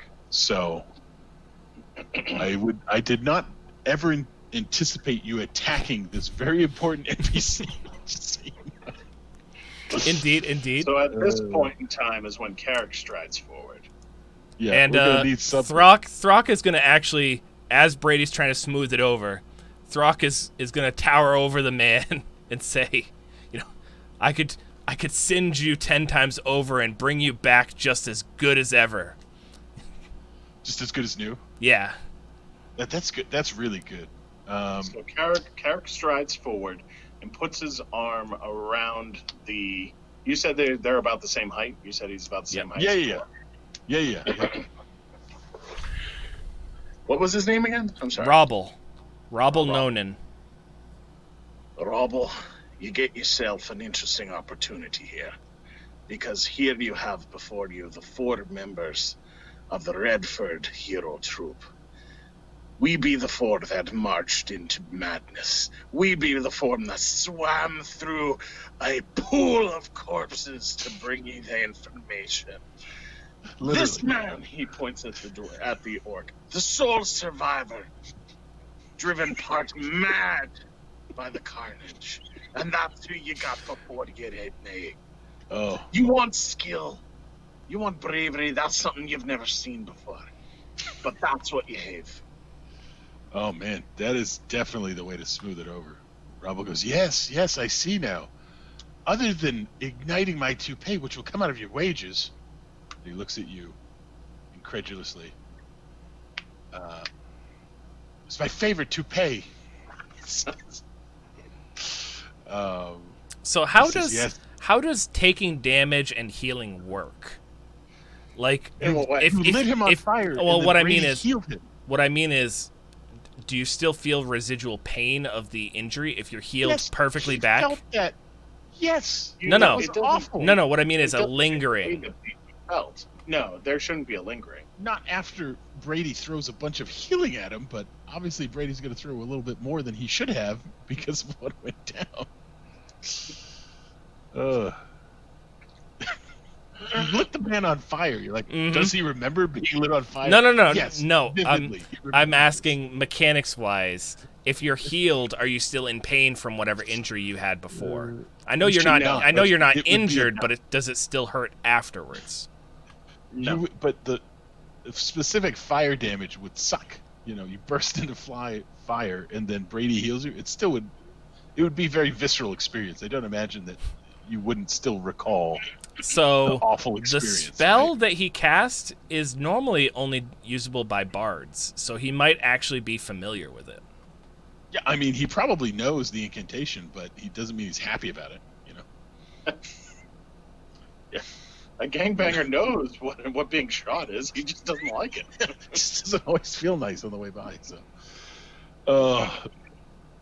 only Carrick saved your ass there, Throck. I don't even know what to say. Carrick did a great job there. So he desperately wants you guys to play his 4 parts, which is good. You see his ire turns to excitement, and he says, "Yes. By the way, you ever do that again, I'll have you thrown in the gallows for a month."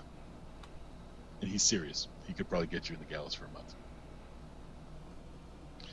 I don't think the which I don't gallows know work what- that way. Just gonna put that out there. Is somebody saying gallows? What's the things that you're in like this? What's that Stocks. thing? Stocks. I put you in the stocks. Yeah, not the gallows. Yeah, There. gallows is very short. Short Very duration. short. Yeah, you don't we'll stay put there you in the very long. stocks for a month. Yeah, there we go. Although if you were put on the gallows for a month, it'd be just as effective as 5 minutes. About 10 to 15, I think. 10 to 15 versus a month. So, So he goes, that originally was going to be cast on the guy who was offered 10 "Oh, I gold. see. It was supposed to be on that guy. That is not enough gold to light somebody on fire." Well, but- I wasn't going to let him get... The same as you healing him afterwards is going to do the same thing as Throck. Oh, I see. Because I... You imagine like Brady, who's like 3 foot tall, 40 pounds, going, "Oh no, oh God, oh, Jesus. Yeah, no, you're better, I swear to God. You're fine. You're healed. Sorry about the smoldering. You didn't need that toupee anyway. You look handsomer now. I like it. You look much more handsome now. Why did you even have that toupee? It was stupid." How much could I guess he's dwarf size, so I guess Brady could do a pretty good job of patting him out. Sure. Oh my dear God. Cast Create Water on him. Just douse him. Throck attacks the main NPC of this Mhm. freaking campaign. It was supposed to be Mr. Unimportant, but Mr. Unimportant didn't battle Better words plan. with me. Better plan. Yeah. He says, "All right, well, prepare yourself for a dress rehearsal, my friends." I'm not He's saying wearing a my dress. friends.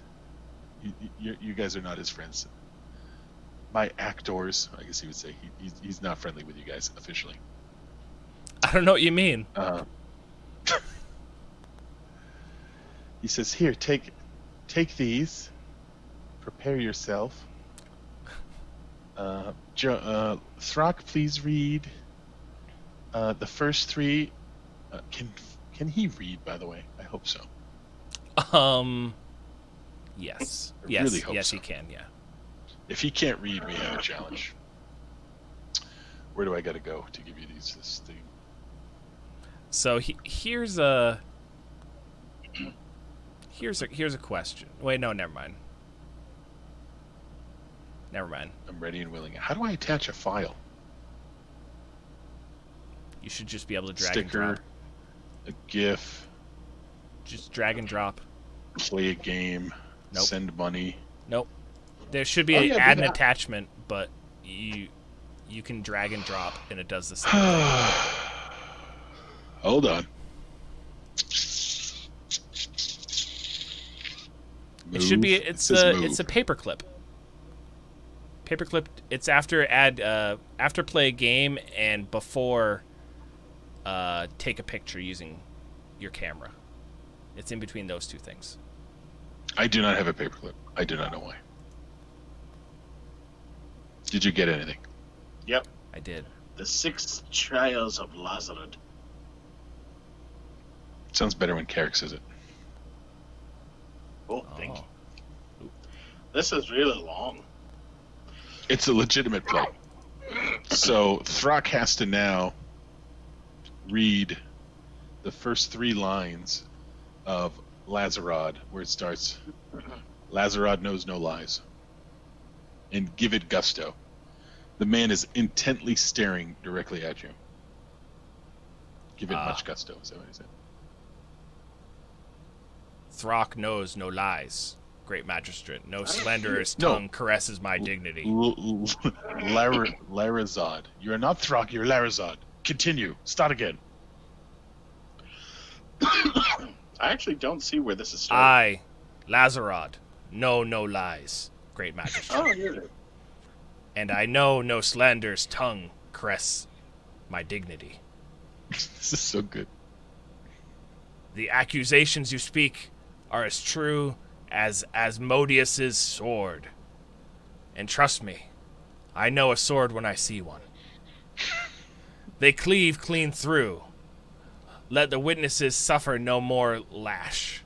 To burn their innards with pokers and steal their eyes is simply to waste precious toil, better spent in Asmodeus's service. Good call. I said only the first 3 lines, so I liked you were continuing. Oh, I thought you meant man looks at you. his first three lines. Yeah, not his first 3 stanzas, just his first 3 lines, right? Each one is a line with a period. Okay. Stanzas a collection of lines. He says, you are not allowed to even do 1 iota of, what's it called? Improv. Ad-lib. Wow. Ad-libbing or improv. Do neither. I shouldn't say that. There is a point where you can improv. We'll get to that. During the lines, you're not able to do any sort of ad-libs or improv of the lines. Understand me? Throck looks at his sword and says, "But I know swords." This one is my favorite. I got it killing a demon. He looks over at shit. Now I have to figure out who's supposed to be who. Give me a second. So you're obviously Larazod. I thought Brady was going to be Larazod, by the way. It's not how this worked out. So. You are Larazod. Lazarod. No, it's Larazod, not Lazarod, which sounds so much better. Yeah, I like I can't like say Lazarus. Right. Larazod. Yeah, exactly. That's what I was thinking. This man with a big pompous belly and walrus mustache. All right, let me figure out the hell are the other roles. There are many. Ilsandra. There's a Dentress. few. Hey, Anderthan. Hey, Anderthan. Give me a It second. sounds like a full sentence, but that's you don't just his need name. Ilsandra. Oh god damn it! Hold on. I gotta find who the other 3 in his troop are.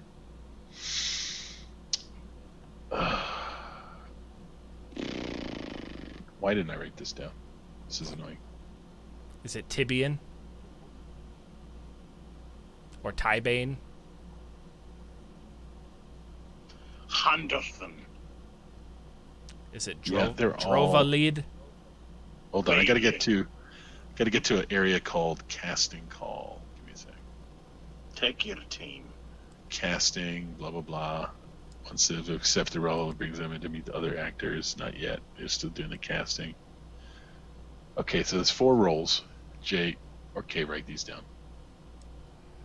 Kyle. Okay. We got Larazod. Okay. Okay, I got him. Okay. Is one of the play's 2 starring roles Larazod, right? Am I saying that correctly now? Yep. Larazod. As such, Robble wants the best actor, which turns out to be Throck, apparently. I really thought it was going to be Brady.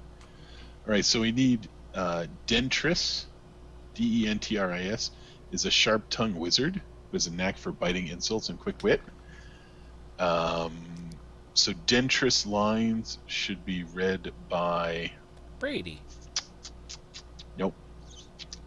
The elf. Everyone knows elves. I'm thinking the elf. I'm thinking the elf's the right call. So Robble points to Johannes and said, "You are Dentris." Tibian is the comic relief of the play, a bumbling paladin whose devotion to Aridin is even more comical in this age due to the deity having died. So he points at Brady and says, You're Tybane, not Tibian, Tybane. And then there's one more. Drovalis, Drovalid as the torturer who has a change of heart and joins Larazad. He points to Carrick and says, "You are the torturer." Yes, I am. Which I assume Carrick is going to appreciate. Is the toughest character in the play, by the way, and that's why you look like the toughest character out of our. So Carrick actually looks concerned, and he's like, "Who told you what?" He often ends up being the star of the performance, by the way. Ah, crap. And the actor portraying him must be able to speak his lines while being on the offensive. Drovalid. Like invalid, but by the drow. I'm a drovalid. Drow's invalid. Exactly, the drow's invalid. There you go. So, we're going to give this a go. Quick version. So now Dentris reads his first aside right after Ilsandra, underneath the Larazad knows no lies. Go ahead, Dentris. And I wanted convincing.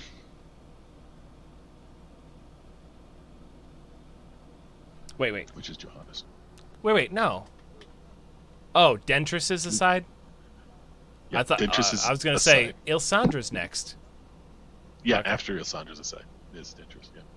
Joanna says, "Yikes! This line here." Out with it, boy! I want to hear passion! I want to hear fire. Johannes turns red as he's reading the lines. Yikes! He says.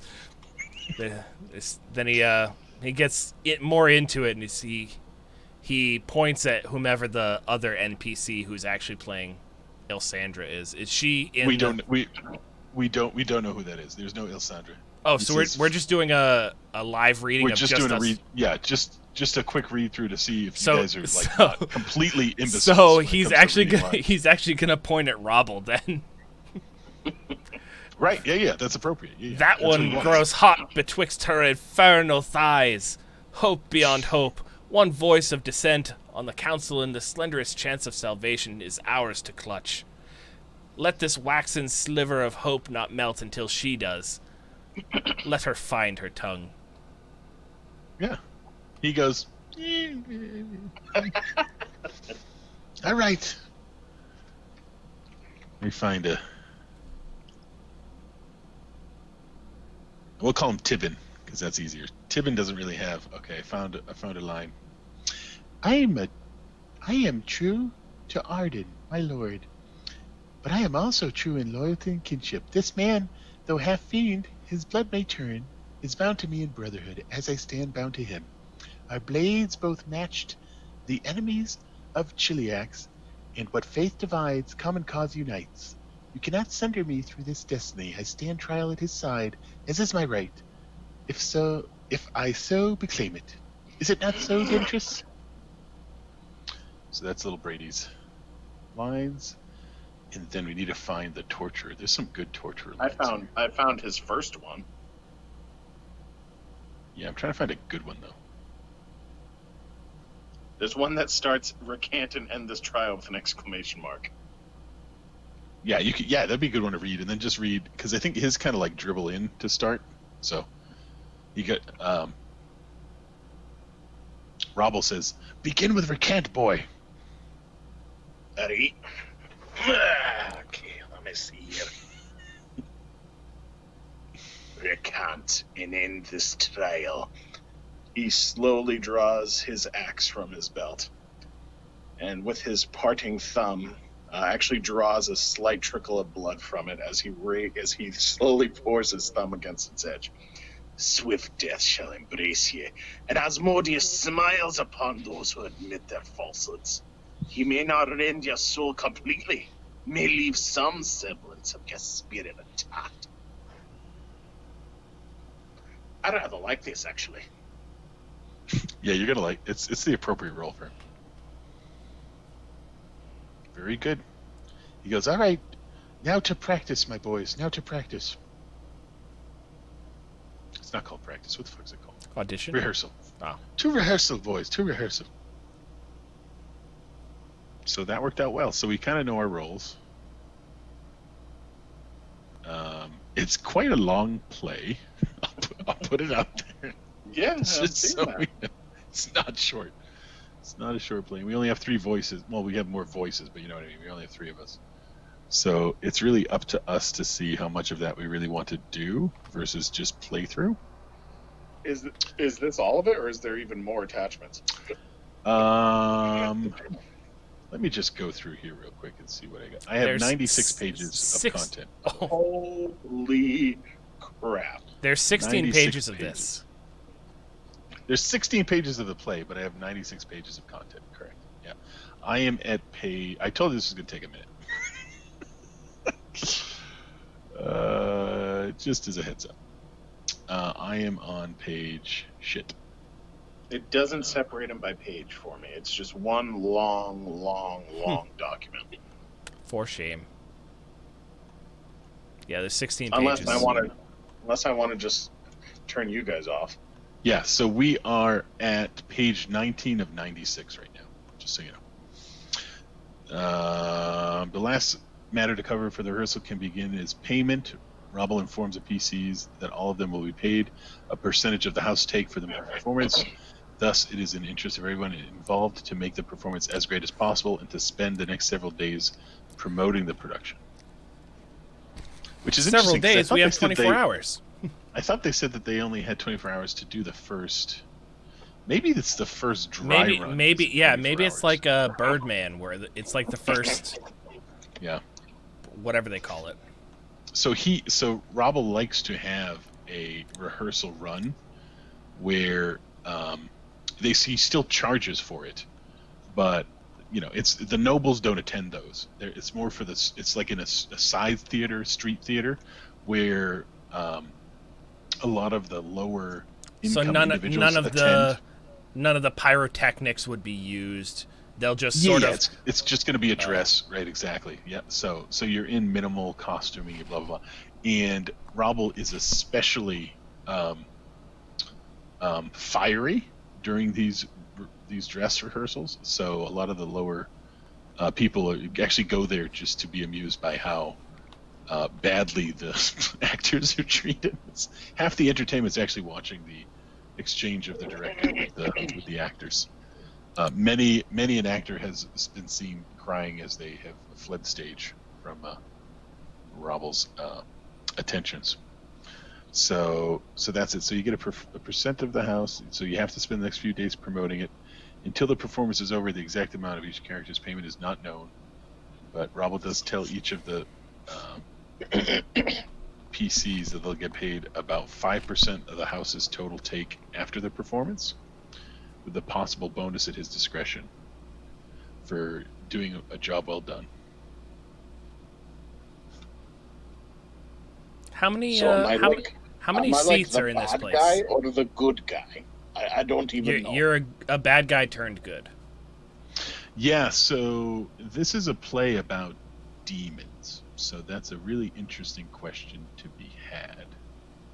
Like, if you're good in this play, you're just a really good demon, I think. So there's really no good coming out of this whole thing.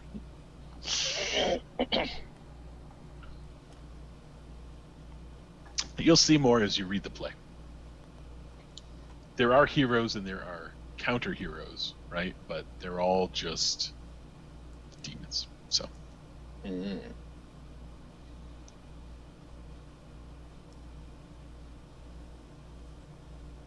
yeah, so the main opening is in 1 week, leaving the PC 7 days to get to know their parts. The night before the performance, the group is scheduled to do a public dress rehearsal at the side theater, where there will be actual on-stage trials, he says, instead of being the shorter version of the play where there are no trials during a regular rehearsal. All right. Wow. I don't know what that means. I'm flipping He looks through at you this and play. says- It's got some stuff. So he says, you guys are used to blood sport, correct?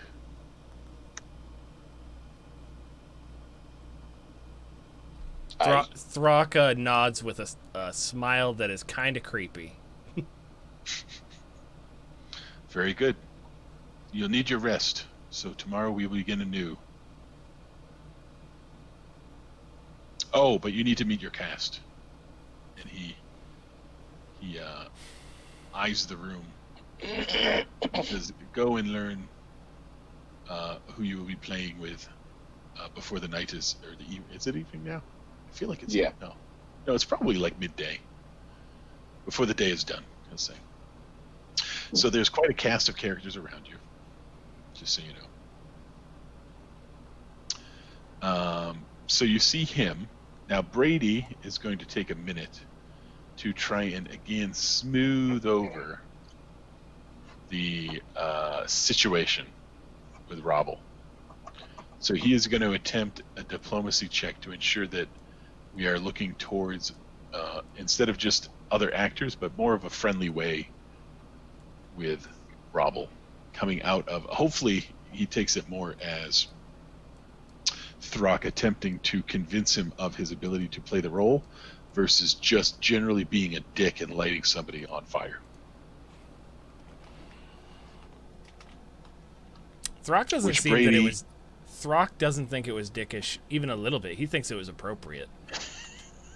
Which Brady will the guy spat chastise insults at him. later. He spat insults back. It's just that his insults happen to also catch people on fire. It's not appropriate. There's no way Brady would think that that's ever the right decision, just to light somebody, unless they're physically evil, right? So I say light the theater on fire. I'm the bad guy. He lights the director on fire. Yeah, He's the exactly. friggin' hero. Exactly. Brady was like, That's a let's good not point. even harm the building. Throck's like, I like fire. Yay. Hold on, Told hold you on. He was on my team. He only takes fire damage. It's if he failed a reflex save that he catches fire. Yeah, he still takes fire. The Oh, important part is him taking 100%. fire Yeah. damage. Yeah, if he was intimidated, he took Not- fire damage. It was that simple. Not how much fire damage he took. Just the fact, if it was 1d1 of fire damage, a little bit of a crossing the line. It was Yes? it was 4 fire damage, by the way. Yeah. Oh wait, no. Yeah. Hold on. I rolled a d12. You said 1d10. Yeah. Oh, you said 1d12? No, I rolled 1d12. It was literally 1 fire damage. I rolled the wrong dice, so I rolled a 10 this time, and I got 1. You're killing me. So yeah, I did literally deal 1 So- fire damage. I will attempt to befriend Robble.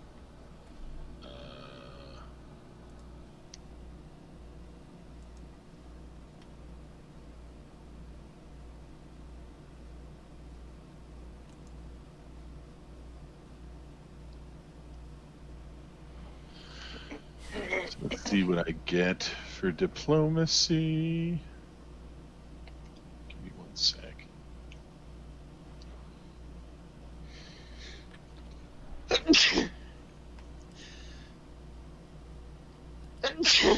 Bless you. Thank you. Okay, got that. Do this. Roll a d20. Why the F doesn't it just roll a d20 when I hit? Oh, because it's on images. That's why. It brings up a little image that says roll a d20. Okay, so I did 14. Diplomacy for me is that number. So I get +2 circumstance. 16 plus 8 is 24, right? Yep. So I, through the skin of my teeth, befriend Robble on this first day of our getting to know each other. Again, attempting to, I guess he appreciates me attempting to smooth the actions, and my quick coming to his aid, I guess, must have improved my relationship with him a bit. The auditorium seats about 60. The stage is a relatively compact 20 by 10. This is in the, I think this is in the side theater.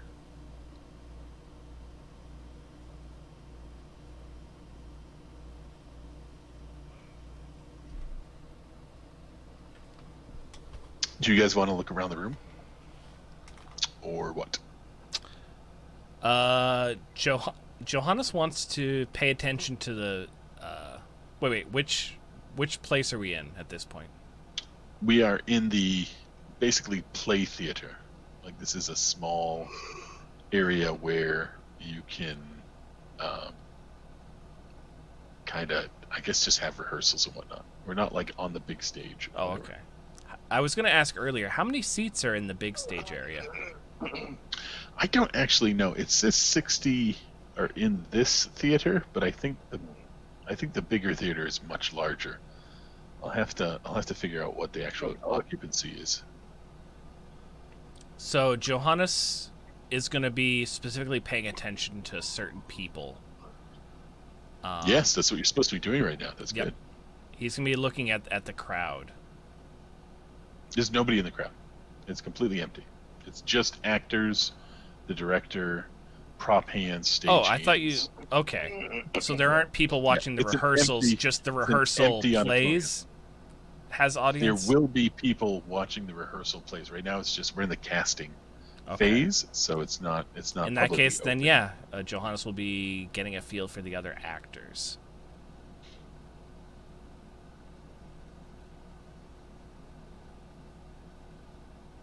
Waiting to meet the party in the theater and the other members of the production. All of them already have their roles in the play and are eager to find out whom they will be working with. There are 5 members to the troupe.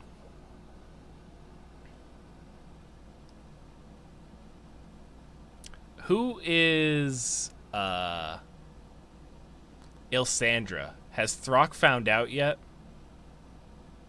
You would have to look. What do you mean? You'd have to look to and or ask. You wouldn't know without asking and or looking around. Then he does. He asks that.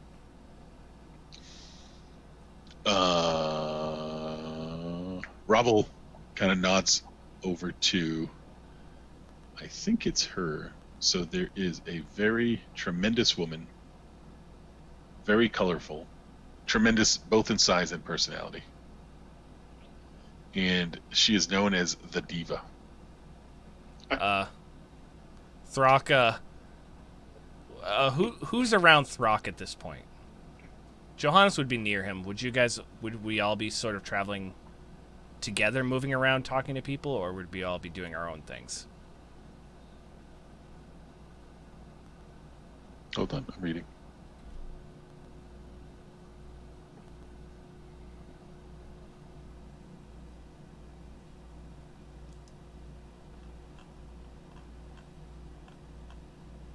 She's wearing extravagant clothing and jewelry, and her costumes, which are hanging around her, look incredibly outlandish.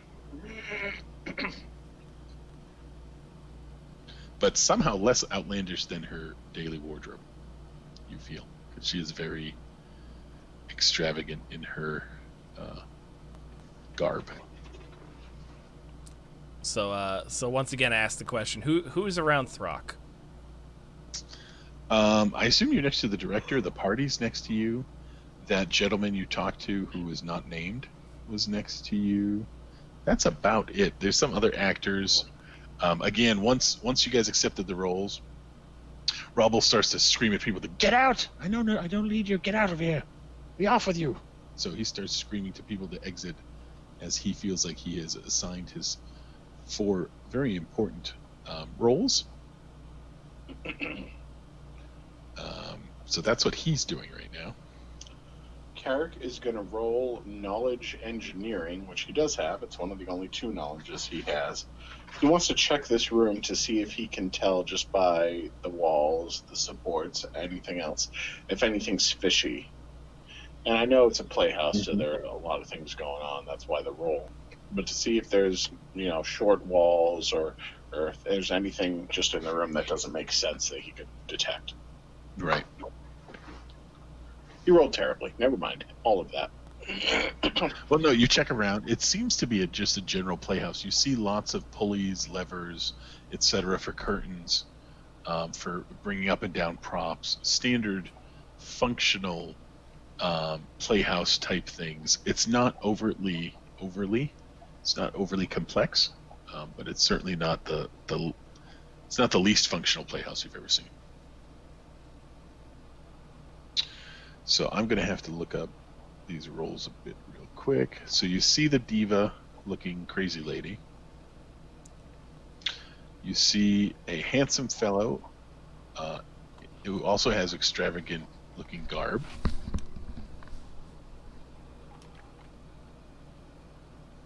He has very chiseled good looks. But they're like harsh, like Germanic, chiseled looking jawline. I will break you. That'd be Russian. Yeah, exactly. That's Russian. Yeah, exactly. Like that kind of like ruggedly handsome, but very, very coarse features. Is he wearing any costume?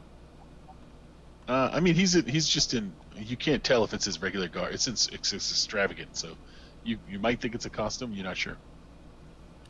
It would be very obvious if he is who I'm assuming he is.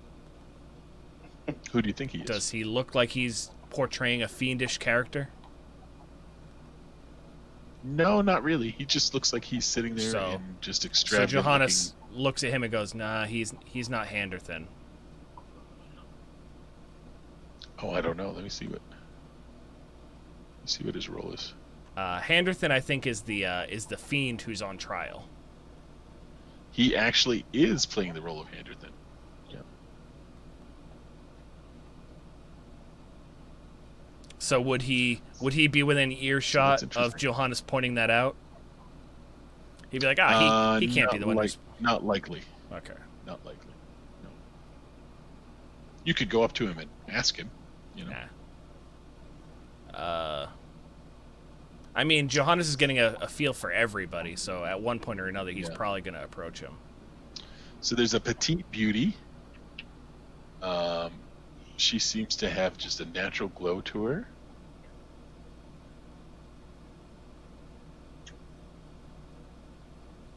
She seems young and innocent. And she's sitting over in a corner, singing to herself in a very lovely voice. She looks to be of some sort of aristocratic background. Hold on. Brady was supposed to play Larazad, where Larazad lifts the bailiff off the ground by the throat with one mighty hand. I mean, obviously, that would not actually happen in the play. Just putting it out there. I like the direction the party went in. I actually think that this works better compared to what I assumed. I did not think that Throck would take a leadership role in the play, so I'm just... He's the most charismatic out of the whole group. Yeah, I think it's great. I think it's wonderful that he took a leadership role. I just didn't expect it, that's all. It actually works better for the whole play, but I just didn't anticipate it.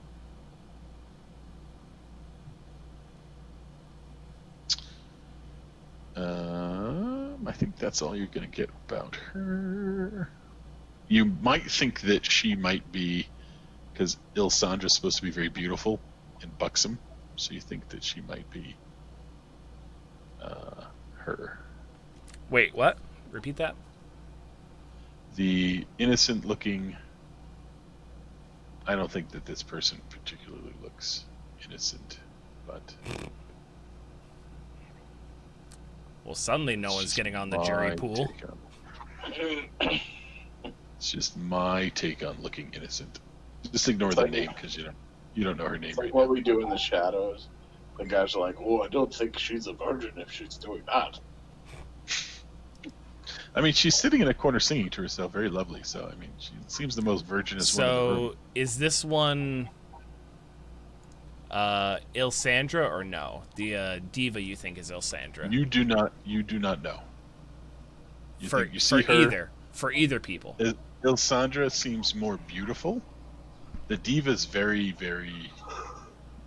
She's not beautiful, but she's very large. She's a corpulent woman. I was just making that reference to our sister over the weekend. Let me see if I can find the corpulent woman. Give me a sec. I think I saw her. So No, she's just really round. Again, ignore the name. Throck is nodding at the corpulent woman and says, "I hope she's Ilsandra." I know. Yeah, I think he's hopeful. Okay, here she. Do you know why? It's just a headshot, by the way. So. Yikes! Carrick and Throck especially think she's beautiful. Especially. Yeah. So Throck is fiddling through his pages and he says, "I have to share a fiery kiss? Oh, I must surrender to the pleasure?" That you do. Johannes Very accurate. roars in laughter about that. I mean, the humor's not lost on Brady. He just goes, as long as you don't ignite her on fire too. Throck frowns and like frumps. I don't like this anymore. Only stupid people are actors. See if I can get any other images of. Oh. Don't know who exactly she is, but she is not. She is not Ilsandra, I'll put it that way.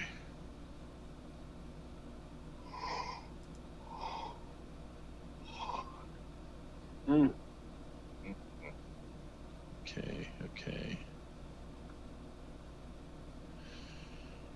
All right. So, do you guys interact with these people? Okay, here we go. He turned into Matthew McConaughey for a second. All right. I'm just going to post the pictures so you guys have them. Again, I don't know who... Again, ignore the names for now because you don't know what anybody's name is. But just in case it's there so you know. If I just post pictures without the name, then you're not going to know who they are anyway, and that's not going to be very helpful. A lot of weird hair going on. Yeah, the animations on this are questionable.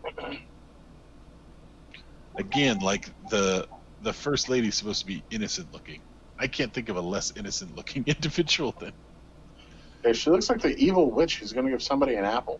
Yeah, exactly right. Like she's like a hot Wicked Witch of the West, right? So. Wait, that's Robel? Or Robel? That's Robel. Yeah, that's the impression of what Robel is, which he doesn't look anything like that. So. Yeah, that guy doesn't have a toupee, clearly. And he has no bushy mustache. And he doesn't look short. Of him does not match the picture. So again, I'm questioning the. Ooh, who's this? I don't know who that is. Oh, who's this? You don't know who that is. Okay. All right. Let's see if there's any other pictures that are even helpful at this point. Nope. You don't know who that is. Oh, you see this guy. I don't know how I missed him. He's like the one I wanted to send you first. Again, just ignore the name, but he's in the corner, muttering to himself.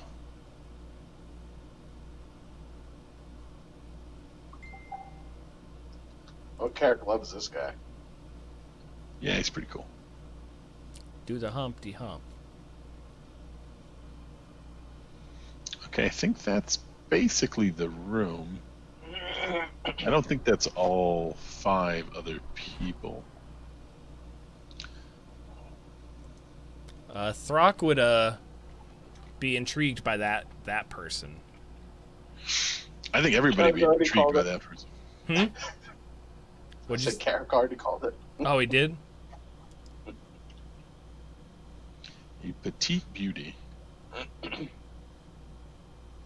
Carrick pats Throck on the shoulder and says, "It's your job to find the fire to kiss.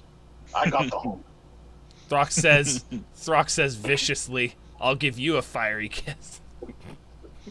That doesn't make sense. I don't like it. Throck meant it insultingly, but Johannes once again thinks it's funny. I don't know what that means. It's weird. So, Throck wants to talk to the... Throck and Carrick want to talk to that guy. Johannes... and Carrick want to talk to that guy? Yes. The hump guy? Yes. All right, we'll do that first. So as you guys approach, you hear muttering to himself, "Actors. Don't talk to me about actors." He kind of sounds like the commish. Remember the commish guy? He plays Thing in Fantastic Four. Mm-hmm. You kind of get that gruff sounding guttural voice. He seems Michael Chiklis. Yes. Yeah, he's stocky. He's obviously a hunchback. He's got stringy white hair. He definitely, you feel like he wants to be an actor, but his deformity and obviously lifestyle. Too bad there's no do not such thing make as that Notre Dame. Exactly. Like that's exactly it. Or 300. Ephialtes. Exactly. Well met, sir. He goes, "Aye, how can I help you, sirs?" We were told to just, ingratiate ourselves before the other cast, so I'm just going right in and meeting y'all. He says, "I am Milik. They also call me the Hump. What do you prefer? Up to you." I'm Throck. You don't want to know what they call me. Carrick. Well met, sirs. Have you been here long? You say, "Me and Robal, we go back. Robble, we go back a long time." How do you take the wee man? He says, "I know what he wants. He knows what I want. We have a good relationship." Throck says, "I set him on fire." He says it kind of like blankly and like... Milik looks at you. He says, "You did you? How did that fare for you?" I got cast as the main part. So you're the Larazard. Throck nods. He says, "I'm in charge of the special effects. I do the set building. I work backstage." Throck pulls out from his pocket the leaflets, and he gestures at one part specifically. He says, "People are supposed to carve their way out of a belly of a beast, and you're responsible for somehow creating that?" He goes, "Aye. Quite a contraption," he says. Throck is surprised. He says Throck wasn't sure how that would be done on a stage. He can imagine it if he were... Hold on. You see him wave his hand, and you see three lights encircle him, go around his body, and then flutter away. He says, I've got a flair for the dramatic, my friend." Oh, Throck nods.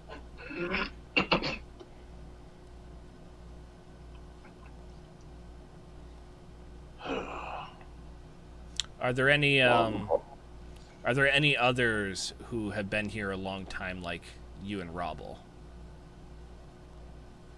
There are a few who have come and gone, but no, him and I are the kind of the anchor of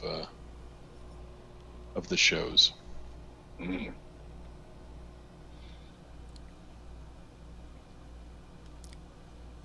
How old do they look? How old does he look? Both of them. They're like mid to late, middle aged. Could be in their 40s, 50s. Not young. Right.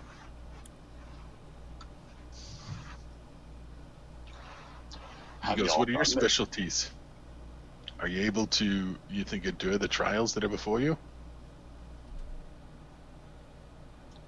We've endured our fair share, I'd say. He's talking specifically about the ones in the play. Carrick was like, I honestly didn't have enough time to read it. He told me to read one part. He looks at you incredulously and says, "You agreed to play a role in a blood sport that you know nothing about?" I'm a dwarf. He's like, "Yes, but do you see any other dwarves here, sir?" "You do not." No. "Does this look like a dwarf-type playhouse?" Throck is looking around now for half orcs. No, there's none. Really Yeah, half. they're mostly humans. There's a couple halflings. There's no elves. So you guys are sticking out like crazy. There's no gnomes. Thought I'd add to your dramatics, I suppose. He's like, "Hi, do you understand the trials that are going to be set within the play?" Tell me about them. So he goes on to describe that the play is known as a blood sport because there's actual live combat within the play. You actually have to fight, and you have to fight a variety. It's called the 6 trials of Larazod because there are 6 trials you have to go through, and the trials are a cross between combat, endurance, and just general torture. Throck is looking around nervously. Carrick kind of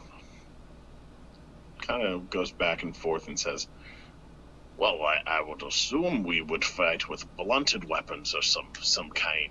Otherwise, I might decapitate someone. He laughs. He says, "All in good fun of the blood sport, my friend." And Carrick looks at the mostly women he's supposed to be playing against. He goes, I'm supposed to fight the women. No. They're all part of the cast, my friend. No. There will be trials. You'll see. Aha.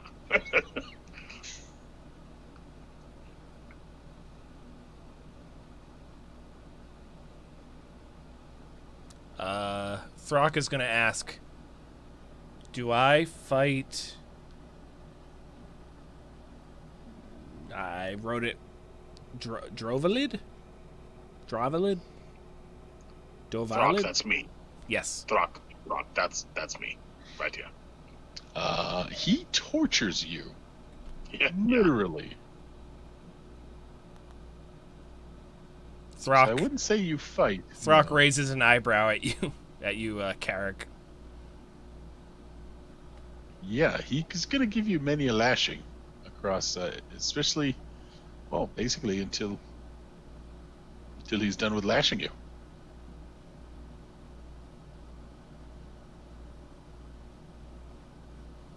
So basically, it's no secret that the trials and battles that you'll face as part of the actual production will be real.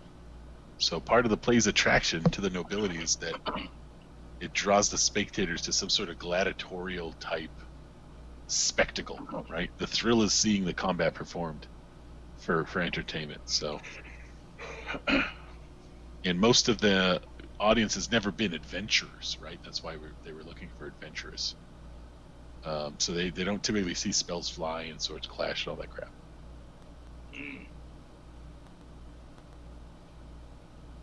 The assumption, though, is that it's not going to hurt the audience, right? It's a play production, so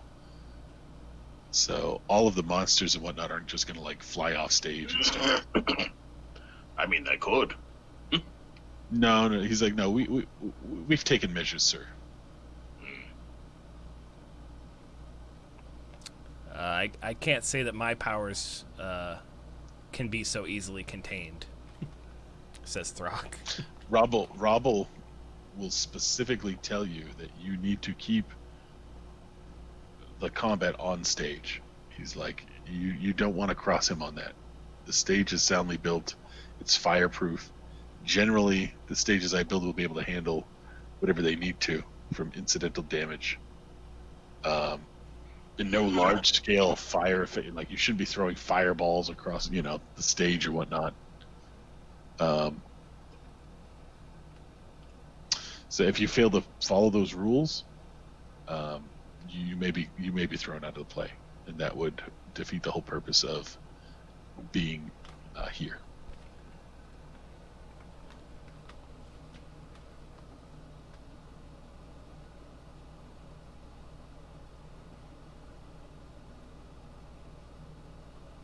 He's like, at least you get a 5-minute break between acts, my friends. So there's something for that.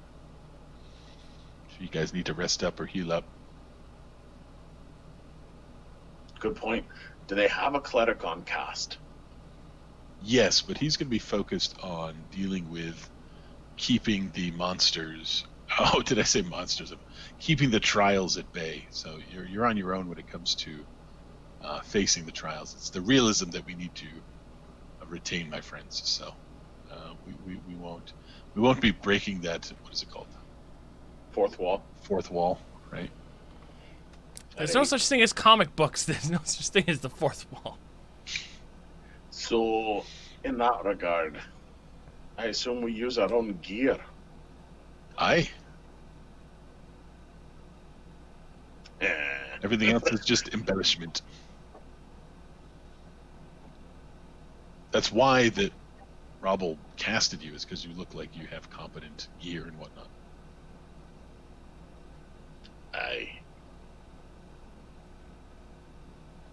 So what keeps, let's say, and this is Carrick starting to get a little bit more particular with the stage director. He goes, let's say one of your monsters, I meant trials, knock somebody over when they're engaged in, let's say, some range tomfoolery, and an arrow flies into the crowd. How would you prevent that from happening? Out of pure curiosity. We would probably heal the noble and or the individual that was hurt. Oh, I was just curious if there was some sort of magic that would contain it. No, there's no magical force field or barrier. You could literally turn to the crowd and loose an arrow. We just tell you not to. Don't do that. That would be bad. No, I said something knocked you over and it flew into the crowd. I didn't say someone turned into a maniac and started to, launching into everybody. That'd be insane. Sure, accidents can happen. We're going to try and keep the accidents on stage. Aye.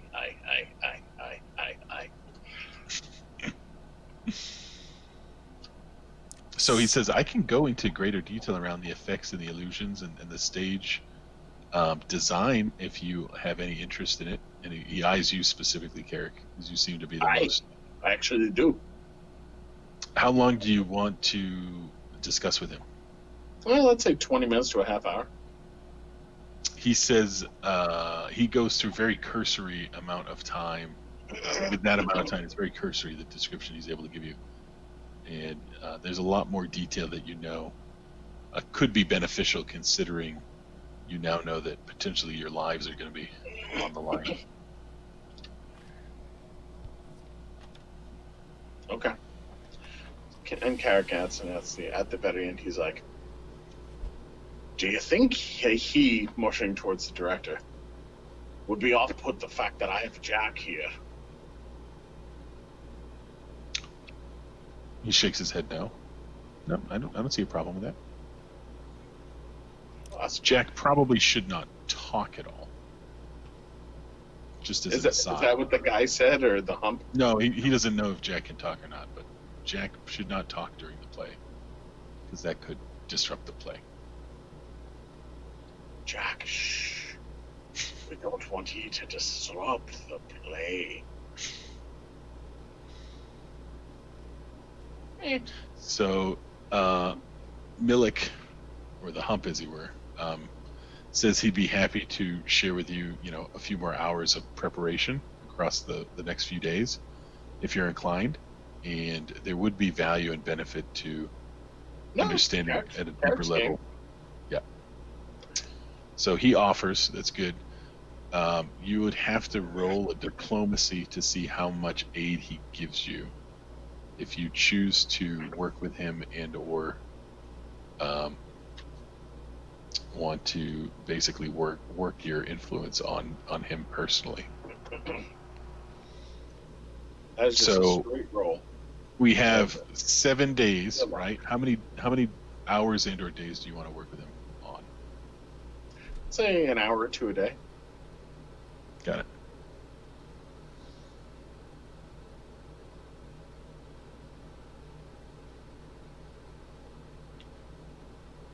Depending on Throck is not interested in that kind of thing. Throck was interested in him as a person, not interested in the specifics of stage management. So he looks very grotesque. He is just a straight human man who has some talents in illusion magic. Just so you know. I don't know if that was clear already, but yeah, he was digitizing. Yeah, we'll go with that. Those are ghost lights, but whatever. Close enough.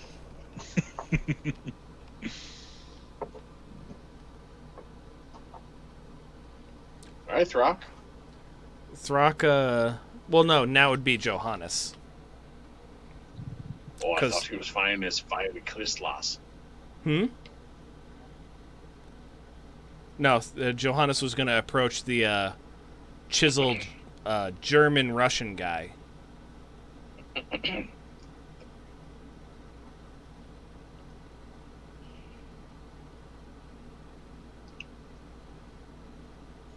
So the specifics for the roles is Dentrist is a wizard, but he need not be played by a wizard. Or even a spellcaster, that doesn't matter.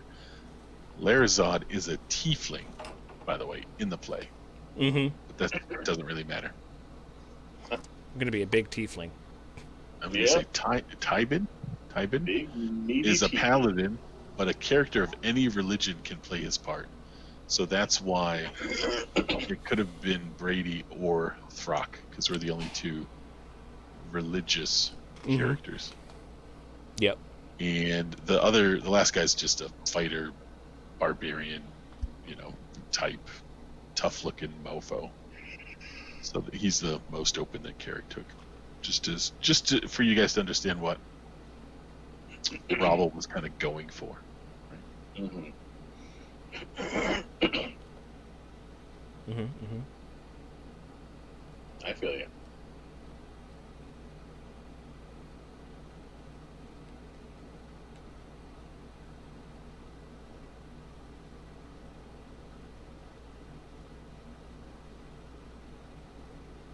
You reading, JM? Looks like it. Mm-hmm. He looks... Either that or he's staring you down.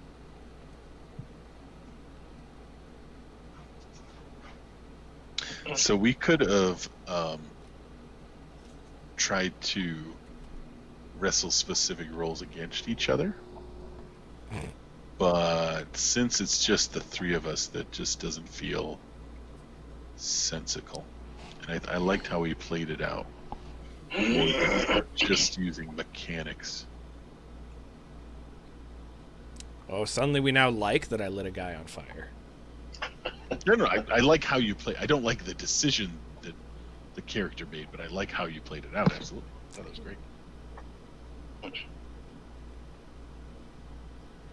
It was supposed to be the nobody that got. I say it again. It was supposed to be the nobody guy that got caught on fire. You can keep saying that. That's why I was offering. That's why you obviously turned a giant fire spell onto a lead NPC. Yep, it was an accident. I didn't mean to I didn't mean to light the director on fire. He was just there. I had fire. He was there. It just it happened. So, while what's the next person that we look to introduce ourselves to? By the way, Johannes, while Throck and Carrick were talking with the Hump, Johannes went over to the German guy, German Russian. okay, got it. So while that happens, Robel says, screams out, "Drovalid!" Oh, that's me. Yeah.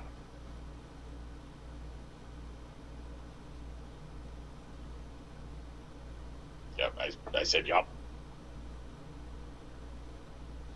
So he points at what he calls flying monster and says, "Repeat the magistrate line whilst you're swinging at the beast attacking you."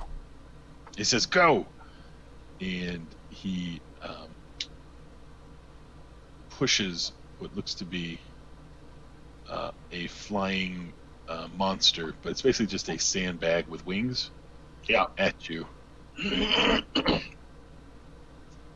All right, hold on. I got to minimize you to bring that up. Where would I find this line, Joel?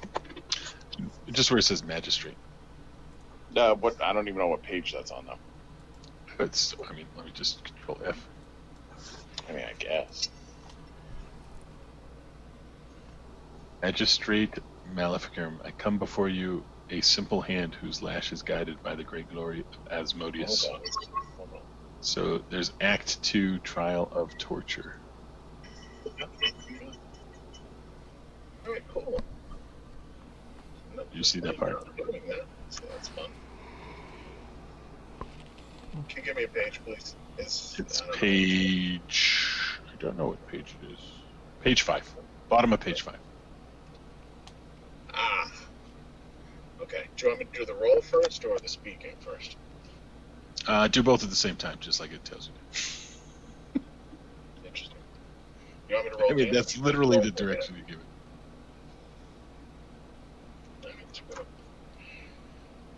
Majesty Maleficarum, I come before you a simple hand, whose lash is guided by greater glory of Asmodeus. May its scourge do aim to this devoted tribunal proud. With your permission, I shall begin our first trial. Alright, so that was one round, so he would have struck 3 times. Okay. Because that's the way combat works now. What's the AC that he's going for? I have no clue. I'll look it up in a minute. Make it up. I assume it's not going to be very high, because this 16. thing is not dodging. That was a cannon. Did you guys hear that? No. Was it legitimately cannon? It sounded like it, Okay. So he hits with the 2 lances. The question is, does he hit with the shield? Yes. Because 16 is very low for Carrick. Do all of them hit? Yeah. The damage is quite extensive. How much HP Either does way, the sandbag have? It doesn't. It's a sandbag. So either way, giant red sand spill from each gaping wound. And when I mean gaping wound, I mean tear that you put into the sandbag. Okay. He says, "Very good, sir." He says, "Reset!" He screams at the stagehands, and they're gonna clean up the sand and set it up to have another go at it at some future point. Sorry I ruined your bag. Robbles on to the next thing. He doesn't pay you any mind. I was more talking to the stagehands who were actually replacing the bag. Oh, that's funny. And that all went down while... What was Johannes doing? Who was he talking to? Russian guy. Mm-hmm.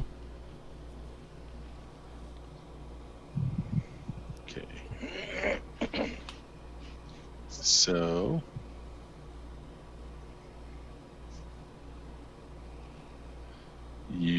advance to him, Mm-hmm. and he says, "What do you want?" Say greetings. I am Johannes of Riverdale. He says, "Greeting yourself." Who are you playing? He says, "I am, of course, the notorious. What the hell's the guy's name? Henderson. Henderson.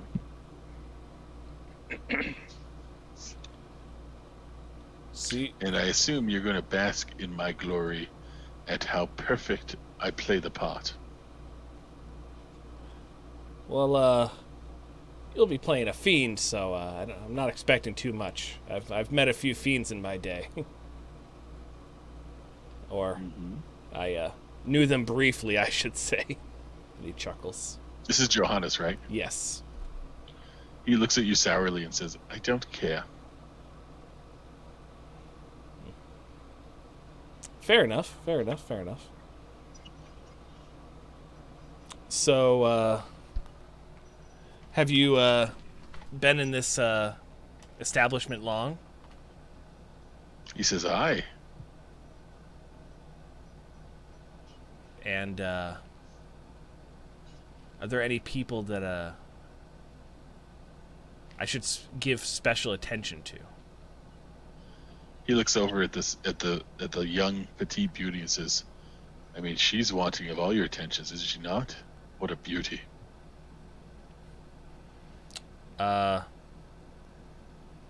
Johannes makes it a point to be looking at the corpulent woman instead and goes, "Her?" He scowls. I mean, not my taste, but I mean, you look Are you still you talking look about the- you the look large strong woman, enough or- to handle her. He shakes his head. "No, the petite one."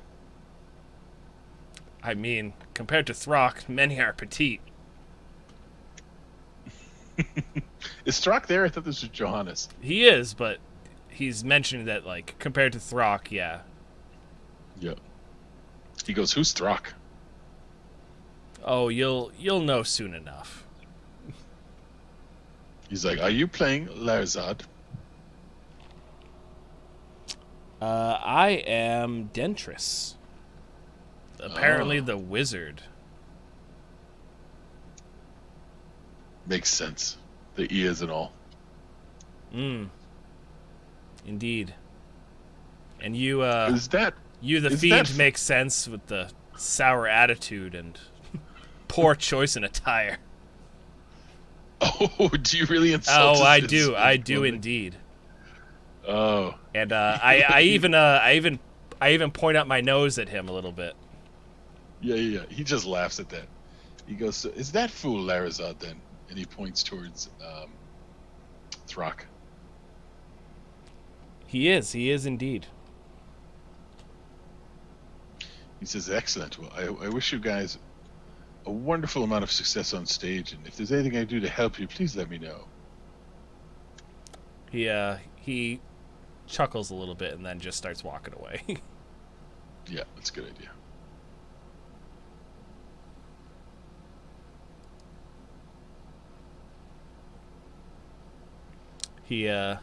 Johannes is gonna approach Throck and Carrick and say, "You wouldn't imagine what a prick I just met."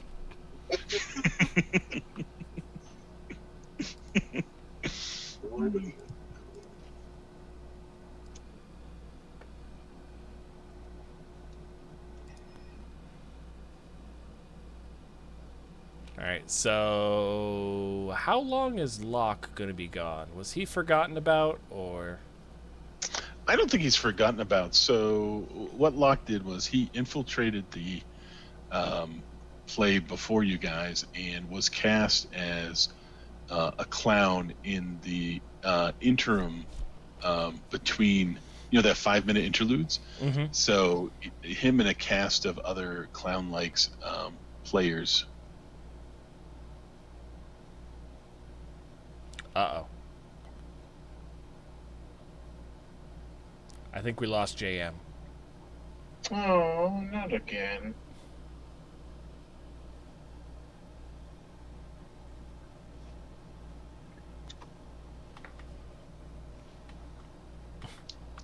Oh, and he's back. And he's back. But he's on the phone. Hello. Hello. Yeah, I'm here. Yeah, it just shut off my PC. It ran out of battery power. Mm. Just fine. So yeah, so I was saying he is. What was I saying? Hold up. Your Lock. names are reversed. I gotta swap your names. There we go. There you go. So Locke is going to be basically running around and distracting the audience between acts, which is not very exciting. No, but it does afford me plenty of time to poke around here. That should And that's give you what all the people time. wanted me to do. Should give you all the time in the world to poke things. I agree. All the time in the world.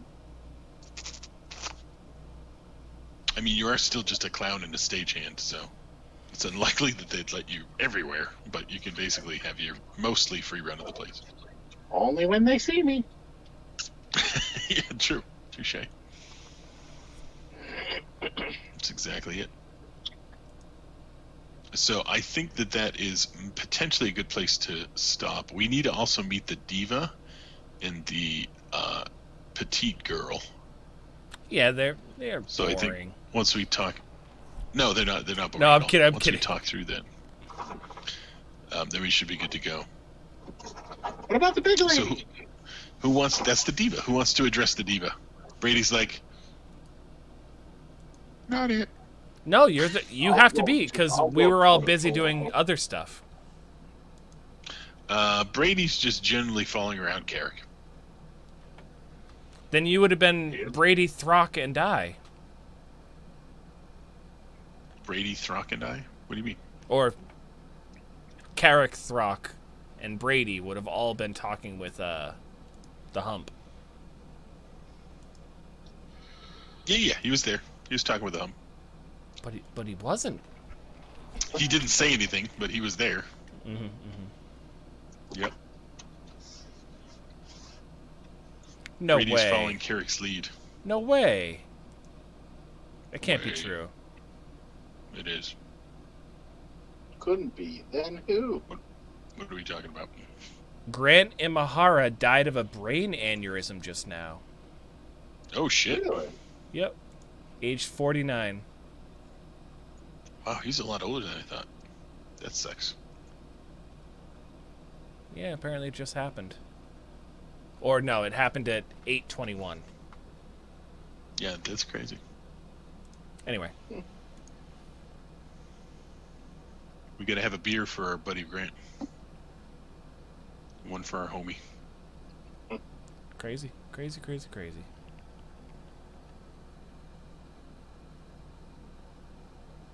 I vote Brady was busy talking with the corpulent woman. Brady does not want to entreat her or that is not his cup of tea. He'd much rather talk to the petite one than the corpulent one. Throck thinks that it would be right up his alley. No, Throck.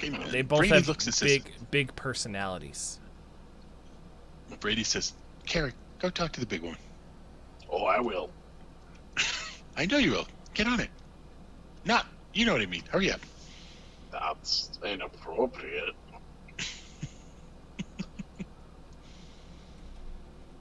Off with you. You see the diva over there going, ooh, doing her whole, voice. What are those called? Not chopsticks, Scales? but... If it were... Yeah, scales. If it were drums, it would be the rudimentaries. No, I like scales. Scales is appropriate. She's doing her vocal scales. Oh, right? I want to say operetta, but I feel like that's not the right term. I'm not a music person. So. So were you saying we were going to stop now, or you wanted to complete these and then give it a pause? I mean, it makes more sense to talk through the last two characters. Mhm. So there's the a-hole guy, the hump, The director. diva, the director, the petite lass. There might be one more, but I feel like that's it for direct NPCs. And you have to work with them over the next 7 days to prepare for the play.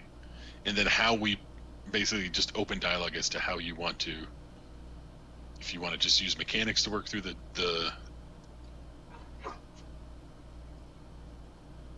trials, or if you want to do more than that. Because again, it's 16 pages of dialogue. It is. Which is not insignificant. And I've read the whole thing. I like it. Just so you know, I thought it was pretty cool. So yeah, so it is what it is. So I guess Carrick does saunter up, which makes a large amount. Yep, makes a large amount of noise as he is in full plate, fully equipped. Right. Waits for a brief pause and says, "Impressive throat." She goes, "Oh, my throat is well renowned, my good friend, my good sir. I actually should say, dwarf, my throat is well renowned in these parts." Which is not inaccurate. I've been known to howl a bit as well. I wouldn't say it was renowned, though. She goes, "Oh, would you like to harmonize with me?" Probably not. I didn't know what there is. I just usually yell things in the heat of battle and such. She goes, "Oh, are you a Larazad?" No. Oh.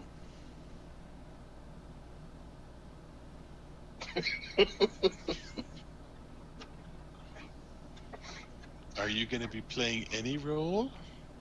Oh yeah, of course. I mean, I've been cast right about 20 minutes ago. Hey.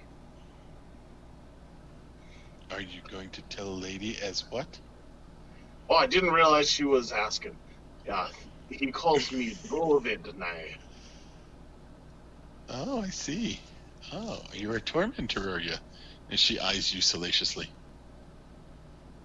From time to time, depending on who it is that's talking to me, if that's what the moment needs, absolutely. I mean, you never know. Question. Yeah. Interracial tensions, as Absolutely they were and not. whatnot. Absolutely not. He is answering this as straightforward as he answers every other question asked to him by a human. And once again, he's kind of unsettled because everyone seems to know his past. They keep asking him about tortured people, and he's like, "How did this happen? Everyone knows about me." I have no idea the inner. I don't even think there's enough color commentary for you to know how she really would take Carrick. So I guess I can play it in any way that comes to mind. Any which way but exactly. But she is a diva, so she asked you to harmonize with her, and you said no. And you feel like that was a faux pas. No. He said he doesn't know how. He said, I don't know what that is. Dwarves don't know how to harmonize? No. What is she? He walked up to this woman doing whatever she was doing. He said, "Nice throat. What do you think?" Maybe he knows how to harmonize. I don't know. Does any of us have a perform at all? Absolutely not. No. Locke was thinking about it and then used that point in linguistics to learn enough language. Yeah, it seemed like that was more important. Mm-hmm. I think I have a perform, but my perform is... Well, no. Shop Johannes right? can do it once daily. And with advantage. So from across the room, Johanna says, "Like this, Carrick." And he rolled horribly both times. It was either a 5 or a 6. Those are not good odds. All right. So you mean, and I do apologize. Sometimes the cultural appropriations aren't very. It goes one way. I can sing. There are many a ballad and such that we sing, just not in this language. She goes, "Oh, you're gonna sing me a dwarven ballad?" Well, I was thinking there's actually a dirge. I was thinking of my cousin Bolt's funeral, but it's quite nice. I thought it really encaptured everything about him.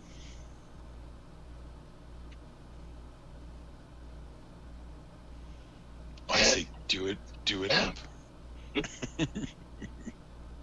All right, so he goes for it. I don't know what you want me to roll for that one. I rolled straight charisma. I mean, it's just literally. I think it's just literally an untrained perform. So you can act, comedy, dance, keyboard, or orator, percussion, Wow. string, wind, and then sing. So you're doing an unperformed sing. Well, check. he did not do poorly. He actually rolled a natural 19. Because charisma great. is a 0 base, so it's just Yep. a pure roll. Same as Johannes, except Johannes rolled a 5 and a 6.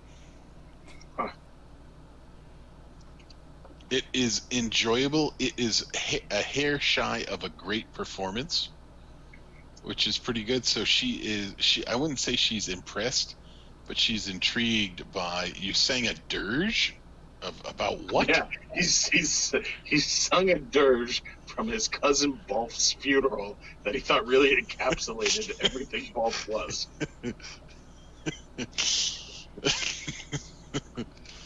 Give me a taste of what that would sound like real quick.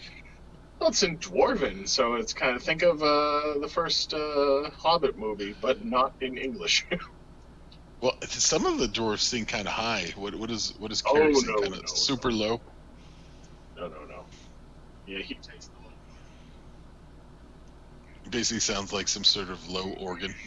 He goes with that sort of thing. I like it. I like it a lot. She apparently liked it too, so good job. Carrick's got a long beard, right? Oh, yeah. Sure. Oh, yeah, that's a good point. What does Carrick look like? In a 2-sentence... I told you I was going to send it. It was just a bad time. But then you said, no, I don't want it. I don't need it. So then I didn't send it.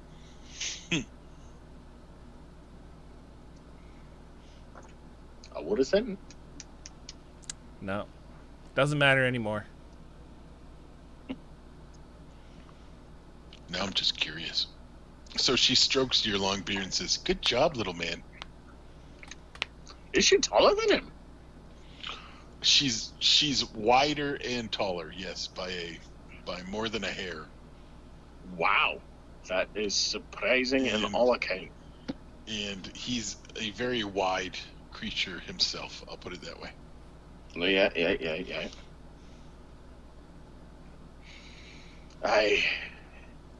She's Thank got you. It just really gets large. me a tad bit emotional.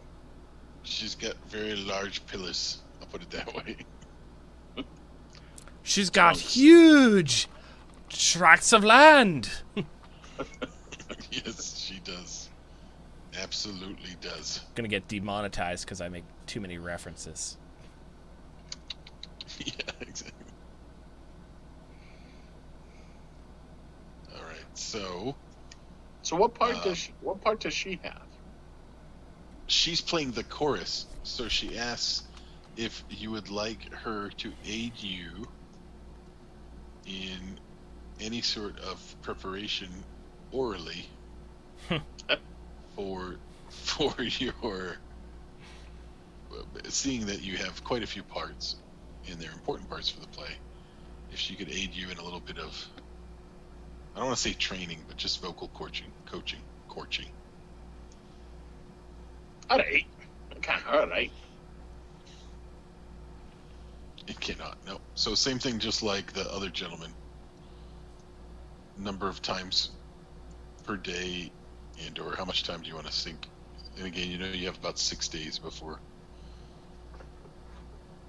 How much free time do we actually have so that I can kind of bank this? You literally have a week to figure out, learn all the lines, and perform them nigh perfectly in front of a large group of noblemen and women.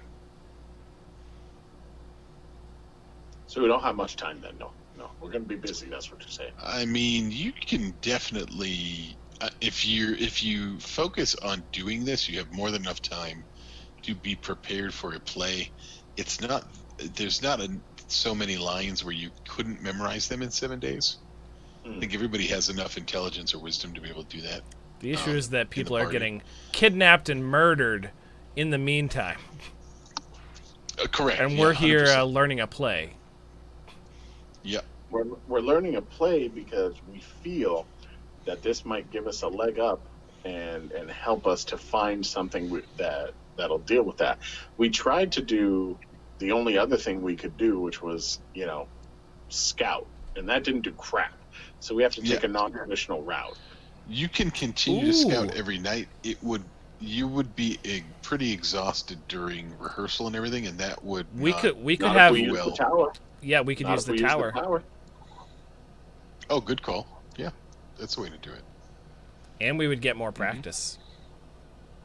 If we wanted. Yeah, if you literally have 4 times the amount of time, which you can't have 4 times the amount of time because you can't stay in the tower continually, but you can elongate. You really would have closer to 14 to 15 days available, If and that's plenty. If we go to bed each night and we go back to the tower, that 8 hours, turns into more than a full day. Yeah, exactly. Yep, you got it. Yep. So you'd have plenty of time to memorize a play and improve your skill if you so choose to dedicate the time to it. If you figure out that that's a good strategy. But if you guys continue to patrol at night, again, you could get hurt. It could impact your ability to be in the play, hypothetically. So just going to have to be careful. And Locke is definitely going to do some rolls to see what he finds in the playhouse. That can wait till next time, but yeah, it's definitely Yeah. Exactly. All right, Kyle's turn for the last one. Yes, indeed. Who's the last one? The last one is the last one. The last one. Exactly. The last one is the last. So Throck is going to mosey on over. That's exactly right. And she goes, "Oh, hello." Hi. I'm Throck. Good words. I'm Throck. She goes, I can't remember her name, Cassius or whatever. Cassilius, whatever the hell her name is. Fire kiss. Hold on, I can't. Your faces are in the way, so it's hard for me to. Does Carrick have tusks? What? You heard me. Did you mean Carrick? just Throck? Oh, sorry. I'm very tired. Does Throck have tusks? I don't know. Calcinica. My name is Calcinica, which is not an easy name. Negative. Calcinica. Cal what? He has a very strong jaw, but no Cal. tusks. Gotcha. Cal? We know what else he has is strong. Arm. Strong arm. Nope. Try again. NSFW. This is why we can't have nice things. I'm when I'm here, apparently I'm Larazod. Say, oh, I'm Elsandra, she says seductively. Uh-oh. Nice to meet you, Larazod. Uh-oh.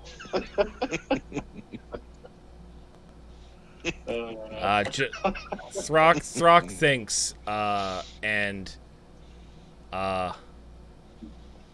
Just for legality's sake, how old are you?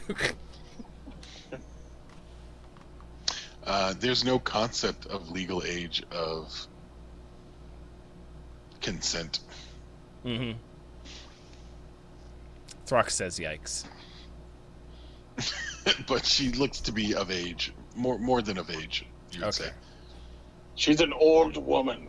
She's about Oh, 73. Throck feels so She's much not. better. What? That she's 73. 73? Doesn't make sense. She wouldn't survive the night, I'll put it that way.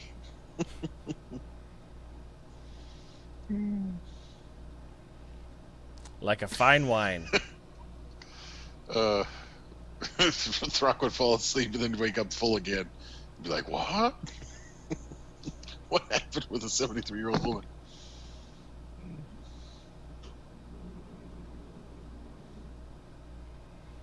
So Throck says, Throck has never needed to learn so many words. She says, yes, would you like to practice with me? Then you can tell me all about your adventures. I'd love to know. You look like you're well-traveled. And she feels around your bicep area. He is very uncomfortable. But she lingers a little bit. She lingers a little bit longer on the arm, and says, "Are you well-traveled?" He says, I'm just gonna call it the Whispering Woods because I can't remember what I named it before. He says, I'm originally from the Whispering Woods, which the Many-Eyed Forest, right? No. Is that what it's called? No, that's the bad place. Oh yeah. That's where you got stuck at. Right.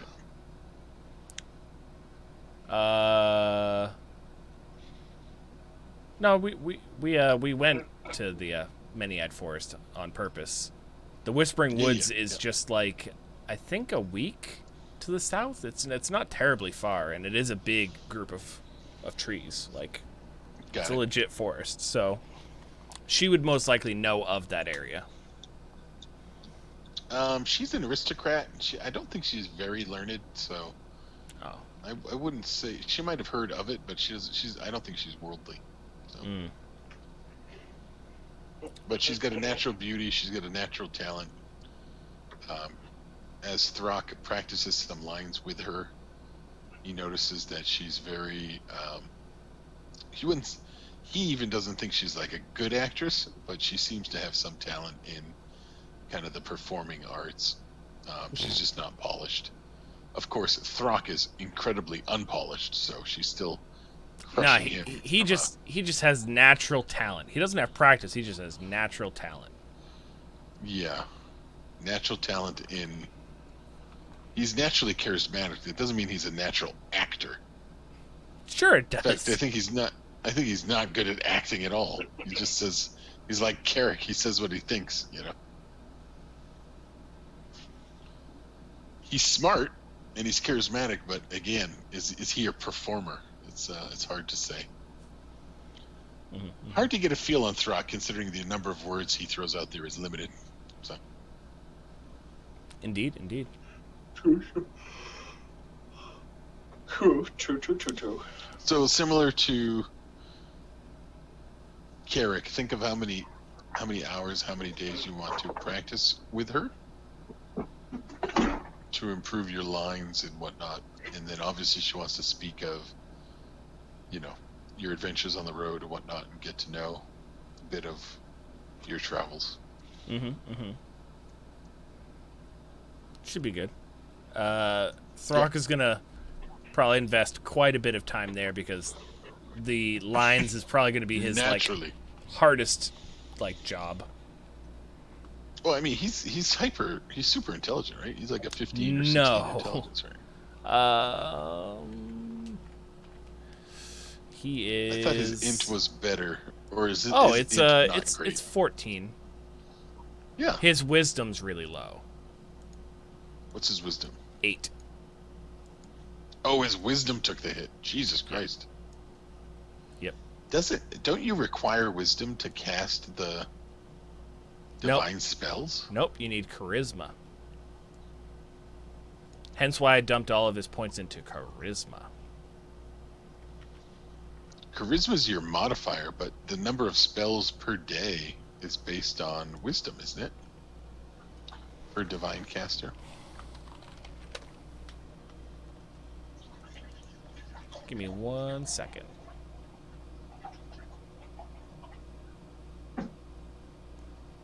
And Amdura must have a charisma score equal to at least 10 plus the spell's level, yada yada yada yada. In addition, they receive bonus spells per day if they have a high charisma score. God, that's great.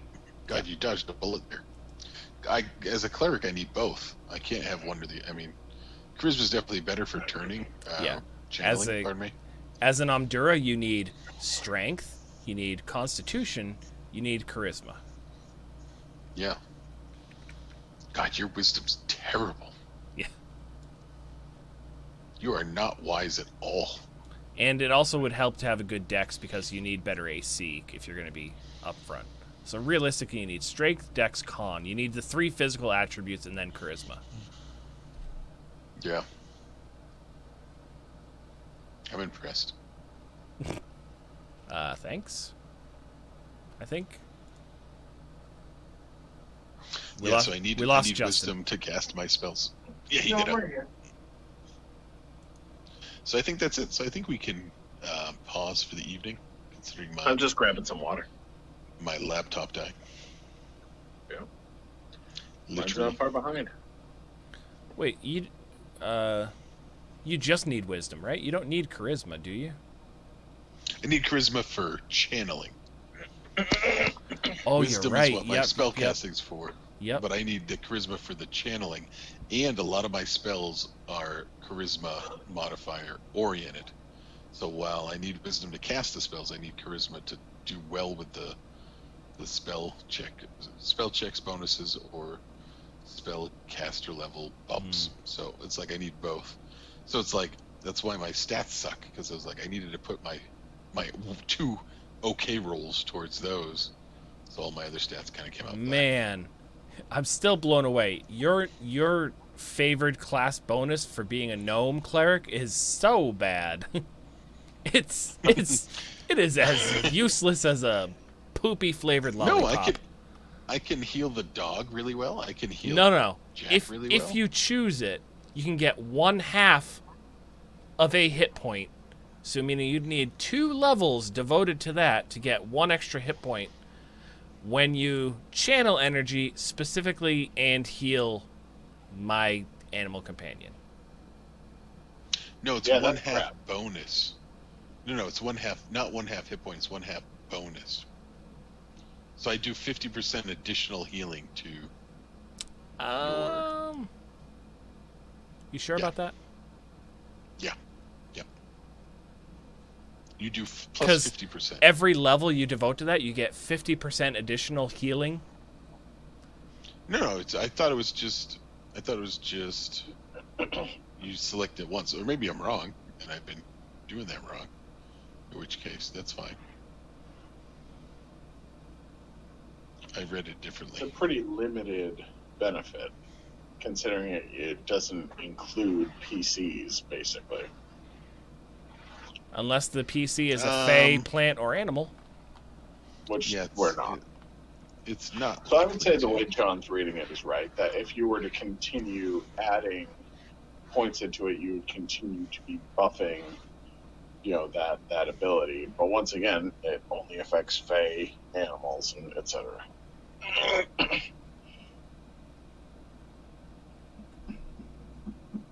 Is it worth taking once? Sure. Twice? Maybe. Any more than that? Absolutely not.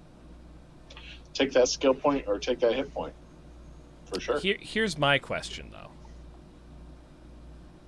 Hold on, where was it? I just saw it. Oh, yeah. Add 1 to the channel energy damage dealt to creatures denied their dexterity bonus to AC. So +1 to channel energy to damage dealt to flat-footed opponents. So that is clearly 1. That does not mean plus 100%. Correct? Presumably, yeah. Oh man. Then how does that compare to 1/2 Read it. +1 to channel energy damage dealt to creatures denied their dexterity bonus to AC? No. Read the other one. What does it say word for word? Add +1/2 to the cleric's channel energy total when healing creatures of animal, fey, and plant types. Yeah, so I deal 8 healing, right? Plus 1/2 of 8 is 4, so I do 12 healing to the target. So you get plus 50% of the healing. Add 1/2. So I do 10, you add 1/2. 1/2 is 5. I do 15 healing.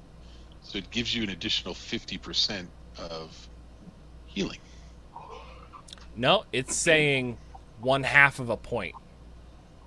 It doesn't say 1, it just says 1/2. What I'm reading Doesn't for say 1/2 examples of other things that add like 1/2 to skill points and stuff like that, it's not that you add half your skill point bonus, which would be stupidly high. It's you add half of a point. But what's the point of that? It's so No, low. That you need to add invest this. Yeah. So listen to this. Add 1/3 of the amount of damage dealt, right? Add 1/2 of the cleric's channeled, right? Add 1/2 of the number of uses per day. So if you read the other bonuses, it's all in alignment with, you have this number, whether it's 7, 10, 3, 5, you take half of that and you add it to it.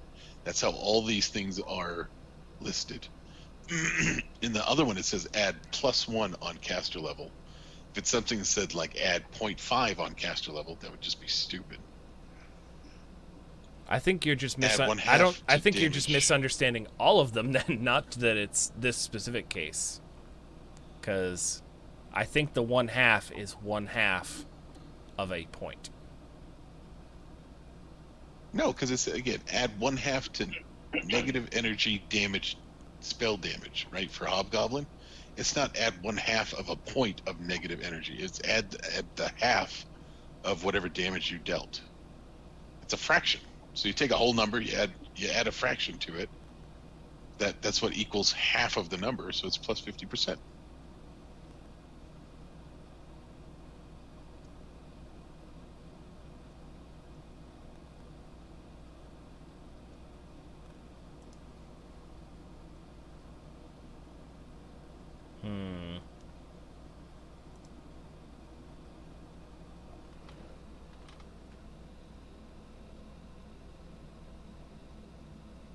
Add 1/2 of the cleric's caster level to spells of the worshiper of the cleric's deity.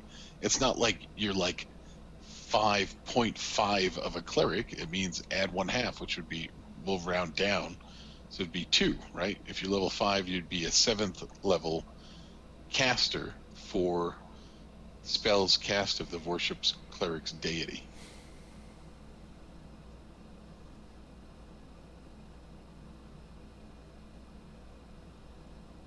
Ooh, this one specifically, yeah. Add plus 1/2 point of fire damage to cleric cast spell.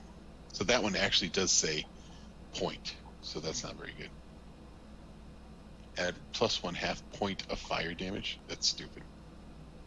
So you'd have to do that multiple times to get the. That's what I'm saying. They're all that way. It's just that you are not interpreting. No. That one specifically says point. That one says add 1/2 point. None of the other ones say point. This one says bonus level. This one says 1/2 bonus on plain checks.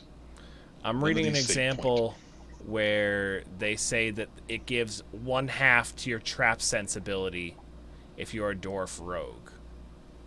Yeah, but that's not. If you have 20 levels of rogue, that adds up to the half skill points add up to plus 10 if you select it 20 times. Yeah, but that's for a skill point. The bonus is 1/2, not half of something, especially not half of your level, but literally half of a bonus each time you select it. That means that you need to select it twice in order to actually see a benefit because 1/2's round down.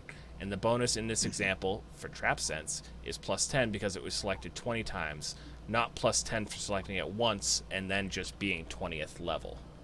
It spells out exactly what you're saying, but just in a different ability. So unless I need it spelled out specifically that it's the gnome cleric one, I don't know. Strange.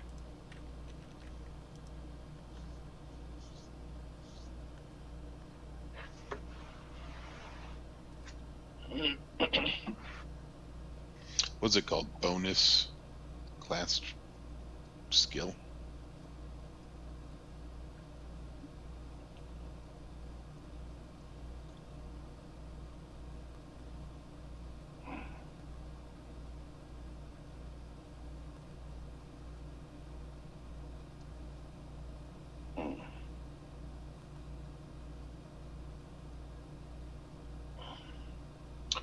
All right. I was going to hit it while you Okey-dokey. guys debate points. Oy vey. Thank you, thank you. Very interesting hey. place we're going. Yeah, it was a very interesting playthrough. Happy birthday, by the way. I know we Oh, said yeah. it earlier, Thank you. but Happy welcome birthday. to being older. Thank you. One at a time, one at a time. That's right. Huzzah. Happy birthday to you. Wow, they're so pretty. Who's that? He's just, yeah. Ding a ding ding. All right, I will talk with you gents soon. All right. Have a good night, guys. Have a good night, everybody. See you, man. Bye. Bye. All right. Good session, good session. I will catch all y'all later.